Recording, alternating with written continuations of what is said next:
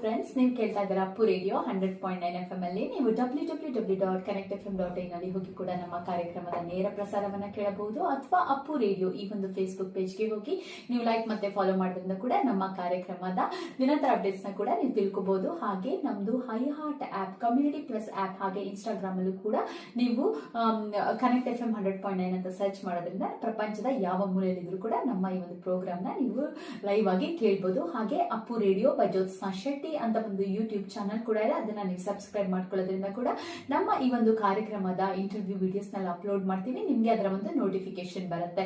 ಹಾಗೆ Nandini the taste of purity is the proud sponsor of Appu radio and Kool super food is the authorised merchant and exporter of Nandini products to Australia and USA. So friends, ಇವತ್ತಿನ ನಮ್ಮ ಕಾರ್ಯಕ್ರಮದ ವಿಶೇಷ ಅತಿಥಿಗಳು ಪೂಜ್ಯ ಶ್ರೀ ಯುಧಿಷ್ಠಿರ ಕೃಷ್ಣ ದಾಸರು. ಇವರು ಪ್ರಸಿದ್ಧ ಆಧ್ಯಾತ್ಮಿಕ ನಾಯಕರು, ಹರೇ ಕೃಷ್ಣ ಮೂವ್ಮೆಂಟ್ ವಾರಣಾಸಿ ಮತ್ತು ಪ್ರಯಾಗ್ರಾಜ್ನ ಅಧ್ಯಕ್ಷರು, ವೃಂದಾವನ ಚಂದ್ರೋದಯ ಮಂದಿರದ ಉಪಾಧ್ಯಕ್ಷರು ಹಾಗೂ ಅಕ್ಷಯ ಪಾತ್ರ ಫೌಂಡೇಶನ್ ವಾರಣಾಸಿಯ ಅಧ್ಯಕ್ಷರು. ಇದೀಗ ಆಸ್ಟ್ರೇಲಿಯಾದಲ್ಲಿ ವರ್ಲ್ಡ್ ಫುಡ್ ಮೂವ್ಮೆಂಟ್ ಮೂಲಕ ಹಸಿವು ನಿವಾರಣಾ ಕಾರ್ಯಕ್ಕೂ ಚಾಲನೆ ನೀಡಿದ್ದಾರೆ. 3 ದಶಕಗಳಿಗೂ ಹೆಚ್ಚು ಕಾಲ ಆಧ್ಯಾತ್ಮಿಕತೆ, ಶಿಕ್ಷಣ, ಅನ್ನದಾನ ಮತ್ತು ಮಾನವೀಯ ಸೇವೆಯ ಮೂಲಕ ಲಕ್ಷಾಂತರ ಜನರ ಬದುಕಿನಲ್ಲಿ ಸಕಾರಾತ್ಮಕ ಬದಲಾವಣೆಯನ್ನು ತಂದಿದ್ದಾರೆ. ಬೆಂಗಳೂರಿನ MS ರಾಮಯ್ಯ ವೈದ್ಯಕೀಯ ಮಹಾವಿದ್ಯಾಲಯದಲ್ಲಿ ವೈದ್ಯಕೀಯ ಶಿಕ್ಷಣ ಪಡೆಯುತ್ತಿದ್ದ ಇವರು 1997ರಲ್ಲಿ ತಮ್ಮ ಜೀವನವನ್ನೇ ಸಂಪೂರ್ಣವಾಗಿ ಇಸ್ಕಾನ್ ಸೇವೆಯಲ್ಲಿ ಸಮರ್ಪಿಸಿಕೊಳ್ಳುವ ಮೂಲಕ ಸುಮಾರು 30 ದಶಕಗಳಿಂದ ಆಧ್ಯಾತ್ಮಿಕತೆ, ಶಿಕ್ಷಣ, ಅನ್ನದಾನ ಮತ್ತು ಸಮಾಜ ಸೇವೆಯ ಮೂಲಕ ಲಕ್ಷಾಂತರ ಜನರ ಬದುಕಿನಲ್ಲಿ ಸಕಾರಾತ್ಮಕ ಬದಲಾವಣೆಯನ್ನು ತಂದಿದ್ದಾರೆ. ಬನ್ನಿ ನಾವು ಇವತ್ತು ಇವರ ಮೂಲಕನೇ ಈ ಒಂದು ಇವರ ಒಂದು ಆಧ್ಯಾತ್ಮಿಕ ಜೀವನ, ಪಯಣ, ಸಮಾಜ ಸೇವೆ ಮತ್ತೆ ಹಾಗೆ ಅವರ ಒಂದು ಪ್ರೇರಣಾದಾಯಕ ವ್ಯಕ್ತಿತ್ವದ ಕುರಿತಾಗಿ ಇವರ ಜೊತೆ ನಾವು ವಿಶೇಷ ಸಂದರ್ಶನವನ್ನ ಮಾಡೋಣ. ಮೊದಲನೇದಾಗಿ ಪ್ರಭುಜಿನ ನಮ್ಮ ಒಂದು ಅಪ್ಪು ರೇಡಿಯೋ ಕಾರ್ಯಕ್ರಮಕ್ಕೆ ನಾವು ವೆಲ್ಕಮ್ ಮಾಡ್ಕೊಳ್ಳೋಣ. ಸೊ ಪ್ರಭುಜಿ ಅವರೇ, ನಿಮ್ಗೆ ನಮ್ಮ ಅಪ್ಪು ರೇಡಿಯೋ ಕಾರ್ಯಕ್ರಮಕ್ಕೆ ಹೃತ್ಪೂರ್ವಕ ಸ್ವಾಗತ. ಧನ್ಯವಾದಗಳು ಪ್ರಭುಜಿ. ನೀವು ನಮ್ಮ ಕಾರ್ಯಕ್ರಮಕ್ಕೆ ಬಂದಿರೋದು ನಮ್ಮ ಒಂದು ಇಟ್ಸ್ ಅನ್ ಆನರ್ ಅಂತಾನೆ ಹೇಳ್ಬೋದು ಗುರುಜಿ ಅವರೇ. ಸೊ ಗುರುಜಿ ಅವರು ಈಗ ಆಸ್ಟ್ರೇಲಿಯಾ ಪ್ರವಾಸಕ್ಕೆ ಬಂದಿದ್ದಾರೆ. ಸೊ ನಾನು ಗುರುಜಿ ಅವರ ಒಂದು ಚಿಕ್ಕ ಇಂಟ್ರೊಡಕ್ಷನ್ ಮಾಡಿದೆ. ನಾನು ಅದರಲ್ಲಿ ಹೇಳ್ತಾ ಇದ್ದೆ, ನಮ್ಮ ಪ್ರಭುಜಿ ಅವರ ಒಂದು ಜೀವನ ಪ್ರಯಾಣ ಹೇಗಿದೆ, ತುಂಬಾ ಪ್ರೇರಣಾದಾಯಕವಾಗಿದೆ. ಹಾಗೆ ಇವರು ಒಂದು ವೈದ್ಯಕೀಯ ಶಿಕ್ಷಣವನ್ನ ಪಡಿತಿದ್ದವರು. ಅವರ ಒಂದು ಶಿಕ್ಷಣವನ್ನ ಅವರು ತೊರೆದು ಇಸ್ಕಾನ್ನ ಸೇರ್ತಾರೆ ಅವರು ಒಂದು 1997ರಲ್ಲಿ. ಸೊ ಬನ್ನಿ, ಈ ಒಂದು ದೊಡ್ಡ ನಿರ್ಧಾರನ ಯಾಕೆ ತಗೊಂಡ್ರು, ಇದರ ಬಗ್ಗೆ ಹೇಳಿ ಗುರುಜಿ, ಪ್ರಭುಜಿ ಅವರೇ. ಇದೊಂದು ವೈಯಕ್ತಿಕವಾದಂತಹ ಪ್ರಶ್ನೆ ಮಾಡಿದ್ರೆ ಈ ಪ್ರಶ್ನೆಯನ್ನು ಸಾಧಾರಣವಾಗಿ ಆ ಸಮಯದಲ್ಲಿ ನಾವು ವೈದ್ಯಕೀಯ ಶಿಕ್ಷಣವನ್ನ ತೋದ ಮೇಲೆ ಬಹಳಷ್ಟು ಜನ ಮಾಡಿದ್ರು ನಮಗೆ. ಸೊ ಎಲ್ಲವನ್ನ ಶಿಕ್ಷಣವನ್ನ ಬಿಟ್ಟು ಮನೆ ತಂದೆ ತಾಯಿಗಳ ಒಂದು ಅವರ ಕನಸನ್ನ ಚೂರು ಚೂರು ಮಾಡಿ ನೀನು ಒಂದು ಆಧ್ಯಾತ್ಮಿಕ ಒಂದು ಪಥದ ಮಾರ್ಗದಲ್ಲಿ ಓದೆ ಅಂತ ಸಾಕಷ್ಟು ಪ್ರಶ್ನೆ ಮಾಡ್ತಾ ಇದ್ರು. ನನ್ನ ಒಂದು ವ್ಯಕ್ತಿಗತವಾಗಿ ಒಂದು ಪರಿವರ್ತನೆ ಏನಾಯಿತು ಅಂದ್ರೆ, ಸುಮಾರು ಹೈಸ್ಕೂಲಿಂದ ಶುರುವಾಗಿ ಅದು college first PUC, second PUC ಆದ್ಮೇಲೆ ಮತ್ತೆ ಯಾವಾಗ ಒಂದು ಆಧ್ಯಾತ್ಮಿಕವಾದಂತಹ ಒಂದು ಕರೆ ಒಳಗಿಂದ ನಾನು ಇಸ್ಕಾನ್ ಬೆಂಗಳೂರಿಗೆ ಹೈಸ್ಕೂಲಿಂದಾನೇ ಹೋಗ್ತಾ ಇದ್ದೆ once in a while. So ಕ್ರಮೇಣವಾಗಿ ಅಲ್ಲಿನ ಒಂದು ಭಗವದ್ಗೀತೆಯ ಒಂದು ಜ್ಞಾನವನ್ನ ಮತ್ತು ಅಲ್ಲಿನ ಭಕ್ತರ ಒಂದು ಸಂಘದಿಂದ ಸಾಕಷ್ಟು ಒಂದು ಜೀವನದ ಉದ್ದೇಶ ಏನು, ಜೀವನದಲ್ಲಿ ನಾವು ಮುಖ್ಯವಾಗಿ ಆಧ್ಯಾತ್ಮಿಕವಾದಂಥ ಪ್ರಗತಿಯನ್ನ ಮಾಡಬೇಕು ಅನ್ನೋ ಒಂದು ಕ್ಲಾರಿಟಿ, ಸ್ಪಷ್ಟತೆ ಬಂತು. ಆ ಒಂದು ಸ್ಪಷ್ಟತೆಯಿಂದ ನಾವು ಇಷ್ಟೊಂದೆಲ್ಲ ಈಗ ಡಾಕ್ಟರ್ ಒಂದು ವೈದ್ಯಕೀಯ ಶಿಕ್ಷಣವನ್ನು ಮಾಡಿ ಡಾಕ್ಟರ್ ಆಗ್ತೀವಿ, ಆಮೇಲೆ ಏನ್ ಮಾಡೋದು, ನೆಕ್ಸ್ಟ್ ಏನು ಅಂತ ಪ್ರಶ್ನೆ ಬರುತ್ತೆ. ಇದು ಯಾವುದೇ ಜೀವನದಲ್ಲೂ ಬರುತ್ತೆ. ನನ್ನ ಜೀವನದಲ್ಲಿ ಈಗ ನಾನು ಪ್ರೊಫೆಷನಲ್ ಸ್ಟಡೀಸ್ ಆದ್ಮೇಲೆ ಒಂದು ಪ್ರೊಫೆಷನ್ ಸಿಗುತ್ತೆ, ಪ್ರೊಫೆಷನ್ ಆದ್ಮೇಲೆ what is your next steps ಅಂತ ಪ್ರಶ್ನೆ ಬರುತ್ತೆ. ಸೊ ಆ ಒಂದು ಪ್ರಶ್ನೆ ನನ್ನ ಮನಸ್ಸಲ್ಲಿ ಒಂದು ಕಾಡ್ತಾ ಇತ್ತು. ಮತ್ತು ಅದು ಯಾವ ರೀತಿ ಅದಕ್ಕೆ ಏನು ಅದು ಉತ್ತರ ಅಂತ ನನಗೆ I only got the answers in Bhagavad Gita. So ಜೀವನದ ಉದ್ದೇಶ ನಮ್ಮ ಆಧ್ಯಾತ್ಮಿಕವಾದಂತಹ ಒಂದು ಮೋಕ್ಷ ಪಡೆಯುವ ಒಂದು ಉದ್ದೇಶ. ಅದಕ್ಕಾಗಿ ನಮ್ಮ ಜೀವನವನ್ನು ಸಮರ್ಪಣೆ ಮಾಡಬೇಕು ಅನ್ನೋ ಒಂದು ಒಂದು ಸಂದೇಶವನ್ನ ಭಗವದ್ಗೀತೆಯಲ್ಲಿ ಭಗವಂತ ಕೊಡ್ತಾನೆ. ಸೊ ಆಮೇಲೆ ಯಾವಾಗ ಈ ಒಂದು ಸ್ಪಷ್ಟತೆ ಬಂತೋ ಆ ಸಮಯದಿಂದ ನನಗೆ ಒಂದು ಮನಸ್ಸಲ್ಲಿ ಒಂದು ಸಂಕಲ್ಪವನ್ನು ಮಾಡಿದೆ, ಇದು ಸಾಕಪ್ಪ, ಇದು ಓದುವೆಲ್ಲ ಸಾಕು, ಈಗ ಒಂದು let's take to the spiritual path, ಆಧ್ಯಾತ್ಮಿಕ ಒಂದು ಮಾರ್ಗವನ್ನು ಅನುಸರಣೆ ಮಾಡೋ ಒಂದು ನಿರ್ಧಾರ, ಒಂದು ದೊಡ್ಡ ನಿರ್ಧಾರ ಅದು. ಬಿಕಾಸ್ ಇಟ್ ಇಸ್ ಲೈಕ್ ಜೀವನದಲ್ಲಿ ಒಂದು ಯಾವ ಮಾರ್ಗ ಹೋಗಬೇಕು ಅನ್ನೋ ಒಂದು ನಿರ್ಧಾರ ಅದು ಅಲ್ವಾ. It was very strong decision, ಒಂದು ಬಲಿಷ್ಠವಾದಂತ ಒಂದು decision. I know lot of ಸಾಕಷ್ಟು ಒಂದು ಆಬ್ಸ್ಟಕಲ್ಸ್ ಬರುತ್ತೆ, ಅಡಚಣೆ ಬರುತ್ತೆ ಅಂತ ನನಗೆ ಗೊತ್ತಿತ್ತು. So even then I took a bold decision. That was the decision when I took, that time 30 years ago. So now I can see and look back. ಈಗ ಹಿಂದೆ ನೋಡಿದ್ರೆ ಆ decision that was a very good decision ಅಂತ ಈಗ I am very very satisfied. ಹೌದು, ಯಾಕಂದ್ರೆ ಒಂದು ವೈದ್ಯಕೀಯ ಒಂದು ಸಬ್ಜೆಕ್ಟ್ ನ ನೀವು ತಗೊಂಡ್ಬಿಟ್ಟು ಅದನ್ನ ನೀವು ಮಧ್ಯದಲ್ಲಿ ನೀವು ಬಿಟ್ಟು ನೀವು ಇದನ್ನ ಚೇಂಜ್ ಆಗ್ಬೇಕು ಅಂದ್ರೆ it's a very big decision actually ಅಲ್ವಾ. So that's I always wanted to know ಯಾಕೆ ಪ್ರಭುಜಿ ಅವರು ಇದನ್ನ ಬಿಡ್ಬೇಕಂತ ಅನ್ಕೊಳ್ತಾ ಇದ್ದಾರೆ. ನಮ್ಮ ಆಧ್ಯಾತ್ಮಿಕವಾದಂತಹ ಜ್ಞಾನ ಎಷ್ಟೊಂದು ಇಸ್ ಸೋ ಸ್ಟ್ರಾಂಗ್. ಹೌದು, anything anybody if it is inspired, ಅವ್ರಿಗೊಂದು ಪ್ರೇರಣೆ ಸಿಕ್ಕಿದಾಗ ಆ ಒಂದು ಮಾರ್ಗವನ್ನು ಅನುಸರಣೆ ಮಾಡಕ್ಕೆ ಯಾವ ಒಂದು ಅಡಚಣೆ ಬರಲ್ಲ. ಹೌದು. ಸೊ ನಮ್ಮ ಸಂದರ್ಶನ ಪ್ರಭುಜಿ ಅವ್ರ ಜೊತೆ ಹೀಗೆ ಕಂಟಿನ್ಯೂ ಆಗುತ್ತೆ. ಪ್ರಭುಜಿ ಅವ್ರು ಹೇಳ್ತಾ ಇದ್ರು ಈ ಒಂದು ಇಸ್ಕಾನ್ ಅವರ ಒಂದು ಹರೇ ಕೃಷ್ಣ ಈ ಒಂದು ಹಾಡು ಇಟ್ಸ್ ಅ ವೆರಿ ಸೋಲ್ಫುಲ್ ಹಾಡು ಕೂಡ. ಈ ಹಾಡನ್ನ ನಾವು ಕೇಳೋಣ. ನಮ್ಮ ಸಂದರ್ಶನ ಹೀಗೆ ಕಂಟಿನ್ಯೂ ಆಗುತ್ತೆ. Thank you. ಸೊ ಫ್ರೆಂಡ್ಸ್, ನಮ್ಮ ಸಂದರ್ಶನ ಪ್ರಭುಜಿ ಅವ್ರ ಜೊತೆ ಹೀಗೆ ಕಂಟಿನ್ಯೂ ಆಗುತ್ತೆ. ನಾವು ಪ್ರಭುಜಿ ಅವ್ರನ್ನ ನಾವೊಂದು ಶಾರ್ಟ್ ಇಂಟ್ರೊಡಕ್ಷನ್ ಮಾಡ್ಕೊಂಡು ಹಾಗೆ ನಾವು ಪ್ರಭುಜಿ ಅವರ ಹತ್ರ ಯಾಕೆ ಅವರು ಒಂದು MS ರಾಮಯ್ಯ ಕಾಲೇಜಲ್ಲಿ ಅವರು ಒಂದು ವೈದ್ಯಕೀಯ ಒಂದು ಅವರು ಸ್ಟಡೀಸ್ ನ ತಗೊಂಡಿರ್ತಾರೆ 1997 ಆ ಸ್ಟಡೀಸ್ ನ ಬಿಟ್ಬಿಟ್ಟು ಅವ್ರಿಗೆ ಒಂದು ಇಸ್ಕಾನ್ ಬಗ್ಗೆ ಬಹಳ ಇಂಟ್ರೆಸ್ಟ್ ಆಗುತ್ತೆ. ಸೊ ಅದಕ್ಕೆ ಅವರು ಒಂದು ಇಸ್ಕಾನ್ಗೆ ಅವರು ಮೂವ್ ಆಗ್ತಾರೆ. ಅವರ ಒಂದು ಜೀವನನ ಆಲ್ಮೋಸ್ಟ್ ಈಗ ಒಂದು 30 ವರ್ಷ ಒಂದು ಇಸ್ಕಾನ್ ಅಲ್ಲೇ ಅವರು ಈ ಒಂದು ಆಧ್ಯಾತ್ಮಿಕತೆ, ಈ ಶಿಕ್ಷಣ ಮತ್ತೆ ಹಾಗೆ ಈ ಒಂದು ಸಮಾಜ ಸೇವೆಯಲ್ಲಿ ಕಳೆದಿದ್ದಾರೆ. ಬನ್ನಿ ನಾವು ಪ್ರಭುಜಿ ಅವರ ಹತ್ರನೇ ತಿಳ್ಕೊಳ್ಳೋಣ ಅವರ ಒಂದು ಬಾಲ್ಯ ಮತ್ತೆ ವಿದ್ಯಾರ್ಥಿ ಜೀವನ ಹೇಗಿತ್ತು. ಪ್ರಭುಜಿ ಅವರೇ, ನನ್ನ ಜನ್ಮ ಬೆಂಗಳೂರಲ್ಲಿ ಆಯಿತು. ನಮ್ಮ ತಂದೆಯವರು primary school head master.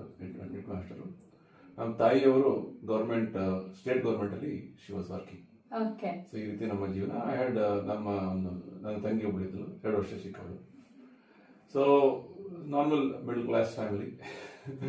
So ನನ್ನ ಸ್ಕೂಲಿಂಗ್ ಎಲ್ಲ ಬೆಂಗಳೂರಲ್ಲಿ ಆಯ್ತು. First high school I did in Vijaya high school, Jayanagar. ಮತ್ತೆ ನನ್ನ first PUC, second PUC I did in national college, Jayanagar again. Then ಆಮೇಲೆ Emerson medical college I got my through the CET exam. So this is my schooling. As well as childhood, ನಮ್ಮ ಒಂದು ಬಾಲ್ಯದಿಂದ ಒಂದು if you ಆ 1990s ಅಲ್ಲಿ ನೀವು ನೆನಪು ಮಾಡ್ಕೊಂಡ್ರೆ ಆ ಟೈಮಲ್ಲಿ ಟಿವಿ ಆಗ್ತಾನೆ ಬಂದಿತ್ತು ಅಷ್ಟೇ, ಆವಿಷ್ಕಾರ ಆಗಿತ್ತು. ನಮ್ಮ ಭಾರತದಲ್ಲಿ ಸ್ವಲ್ಪ ಅದು ಜಾಸ್ತಿ ಪ್ರಚಾರ ಆಗ್ತಾ ಇತ್ತು. ಆ ಟೈಮಲ್ಲಿ ನಾವೆಲ್ಲ ಒಂದು ಸಂಡೇ ರಾಮಾಯಣ ಸೀರಿಯಲ್ ಬರ್ತಾ ಇತ್ತು. ಸೊ ಅದನ್ನ ನೋಡೋಕ್ಕಂತ ನಾವು ಬಹಳಷ್ಟು ಒಂದು ಮುಂಚೆಯಿಂದ ಕಾಯ್ತಾ ಇದ್ವಿ ಅದಕ್ಕೆ, ರಾಮಾಯಣ ನೋಡ್ಬೇಕು ಅಂತ. ಆ ರೀತಿ ಒಂದು ಬಾಲ್ಯದಿಂದ ಸ್ವಲ್ಪ I was more inquisitive about life ಅಂದ್ರೆ ಏನು, ಆಧ್ಯಾತ್ಮಿಕವಾದ ಜೀವನ ಅಂದ್ರೆ ಏನು ಅನ್ನೋ ವಿಷಯವಾಗಿ ಸಾಕಷ್ಟು ಒಂದು ಜಿಜ್ಞಾಸೆ ಇತ್ತು. ಸೊ ಯಾವ್ದಾದ್ರು ನಮ್ಮ ಪುಸ್ತಕಗಳು ಓದೋ ವಿಷಯ ಆಯ್ತು. ಸೊ ಈ ರೀತಿ ನಮ್ಮ ಗ್ರೇಟ್ ಗ್ರ್ಯಾಂಡ್ ಫಾದರ್, ನಮ್ಮ ಮುತ್ತಜ್ಜ ಇದಾರಲ್ಲ, he was actually professor in philosophy Mysuru ಯೂನಿವರ್ಸಿಟಿಯಲ್ಲಿ. ಸೊ ಅವರ ಒಂದು ಪಾಂಡಿತ್ಯ ಹೇಗಿತ್ತು ಅಂದ್ರೆ ಅವರು ಭಗವದ್ಗೀತೆ ಮೇಲೆ ಎಲ್ಲ ವ್ಯಾಖ್ಯೆ ಎಲ್ಲ ಬರೆದಿದ್ರು. ಸೊ ಅವರ ಒಂದು ಪುಸ್ತಕಗಳನ್ನ ಓದ್ತಾ ಇದ್ದೆ ನಾನು ಸ್ವಲ್ಪ. ಸೊ ಆ ರೀತಿ ನಂಗೆ ಒಂದು ಮುಂಚೆಯಿಂದ ಒಂದು ಆಧ್ಯಾತ್ಮಿಕವಾಗಿ ಫಿಲಾಸಫಿಕಲ್ ವಿಷಯವಾಗಿ ಒಂದು ಇನ್ಕ್ಲಿನೇಷನ್ ಇತ್ತು. ಲೈಫ್ ಬಗ್ಗೆ ಆಯ್ತು, ಅಥವಾ ಇಷ್ಟೊಂದೆಲ್ಲ ನಾವು ಪೂಜೆ ಮಾಡ್ತಾ ಇದ್ವಿ, ಏನದು ಉದ್ದೇಶ ಏನು,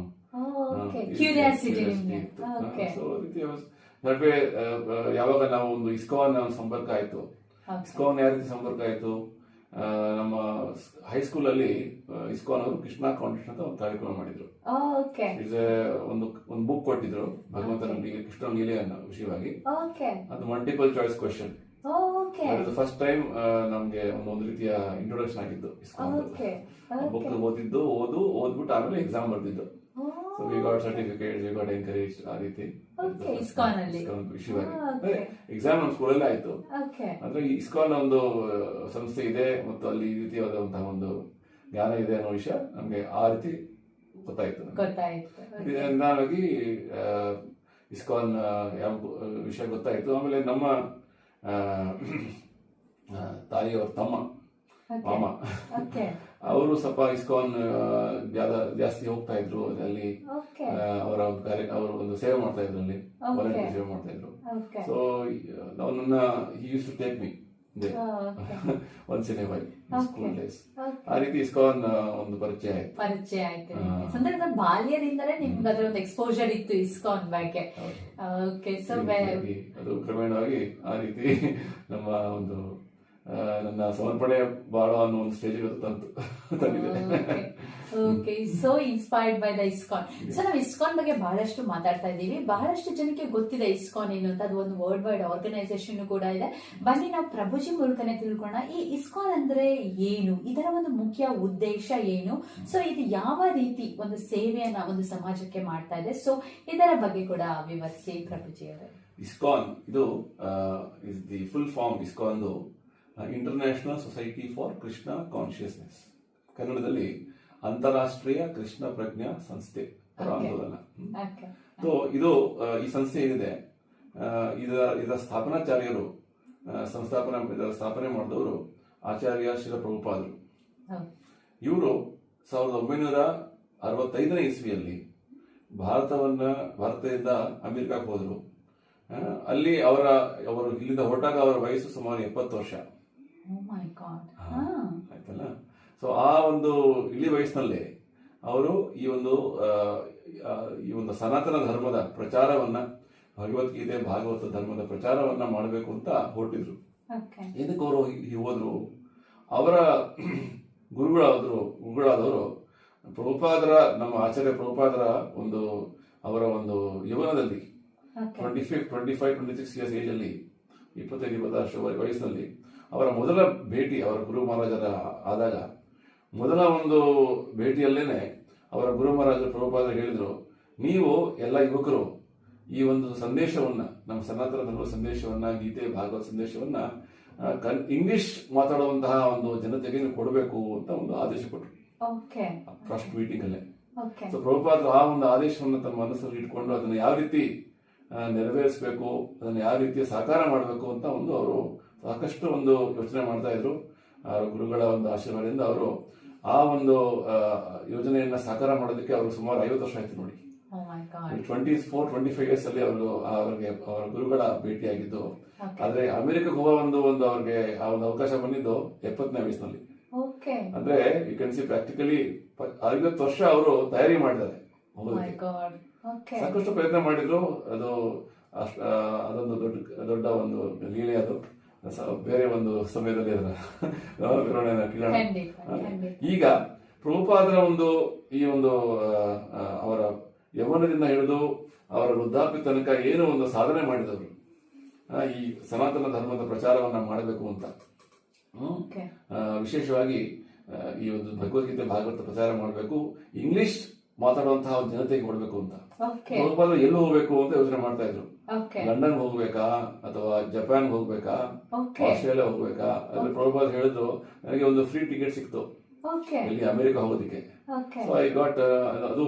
ಅವರು 70 ವರ್ಷ ತನಕ ಭಾರತ ಬಿಟ್ಟು ಹೊರಡೆ ಹೋಗಿರಲಿಲ್ಲ ಅವರು. ಸೊ ಅವ್ರಿಗೊಂದು ಭಗವಂತನ ಕೃಪೆಯಿಂದ ಯಾರೋ ಒಂದು ಹಡಗು ಅವಕಾಶ ಸಿಕ್ತು. ಯಾವ್ದೋ ಒಂದು ಸರಕಿನ ಹಡಗು, ಕಾರ್ಗೋ ಶಿಪ್. ಅದರಲ್ಲಿ ಒಬ್ರು ಒಳ್ಳೆಯ ಸಜ್ಜನರು ಅವರಿಗೆ, ಗುರುಗಳೇ, ನೀವು ಇಷ್ಟೊಂದು ವಯಸ್ಸಾಗಿದೆ, ನಿಮ್ಗೆ ನೀವು ಅಮೆರಿಕಕ್ಕೆ ಹೋದ್ರೆ ನಿಮ್ಗೆ ಏನಾಗುತ್ತೋ ಗೊತ್ತಿಲ್ಲ, ನೀವು ಸಾಯಬಹುದು ಅಂತ ಒಂದು ಚೇತಾವಣೆ ಕೊಟ್ರು. ಪ್ರಭುಪಾದರ ಸಂಕಲ್ಪ ಎಷ್ಟೊಂದು ಇದು ಅಟಲವಾಗಿತ್ತಂದ್ರೆ, ಇಲ್ಲ ಏನಾಗತ್ತಲ್ಲ ಮಾತಾಜಿ ಅವರೇ, ನಂಗೆ ಕೊಡಿ, ನನಗೆ ಒಂದು ಅವಕಾಶ ಕೊಡಿ, ನಮ್ಮ ಗುರುಗಳ ಆದೇಶವನ್ನು ನಾನು ಸ್ಫೂರ್ತಿ ಮಾಡಬೇಕು, ಸಾಕಾರ ಮಾಡಬೇಕು, ಅದಕ್ಕೋಸ್ಕರ ಒಂದು ಅವಕಾಶ ಕೊಡಿ ಅಂತ ಅವ್ರಿಗೆ ಪ್ರಾರ್ಥನೆ ಮಾಡಿದ್ರು. ಆ ರೀತಿಯಾಗಿ ಆ ಸಜ್ಜನರು ಅವರಿಗೆ ಆ ಕ್ಯಾಪ್ಟನ್ ಕ್ಯಾಬಿನ್ ಇದೆಯಲ್ಲ ಅದನ್ನೇ ಅವಕಾಶ ಮಾಡಿಕೊಟ್ಟು, ಅಲ್ಲೇ ಇರಿ ನೀವು, ನಿಮ್ಗೇನ್ ಬೇಕೋ ಎಲ್ಲ ಅಡುಗೆ ಮಾಡ್ಕೊಡ್ತಾರೆ ಅಂತ ಹೇಳಿ ಅವ್ರಿಗೆ ಅವಕಾಶ ಮಾಡಿಕೊಟ್ರು.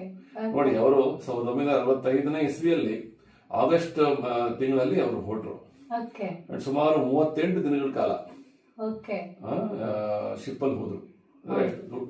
ಜರ್ನಿ ನೋಡಿ, ಭಾರತದಿಂದ ಕೋಲ್ಕತ್ತಾ ಒಂದು ಹಾರ್ಬರ್ ಇಂದ ಹಿಡಿದು ಅಮೆರಿಕ ಬರಕ್ಕೆ 90 ದಿನ ಆಗುತ್ತೆ.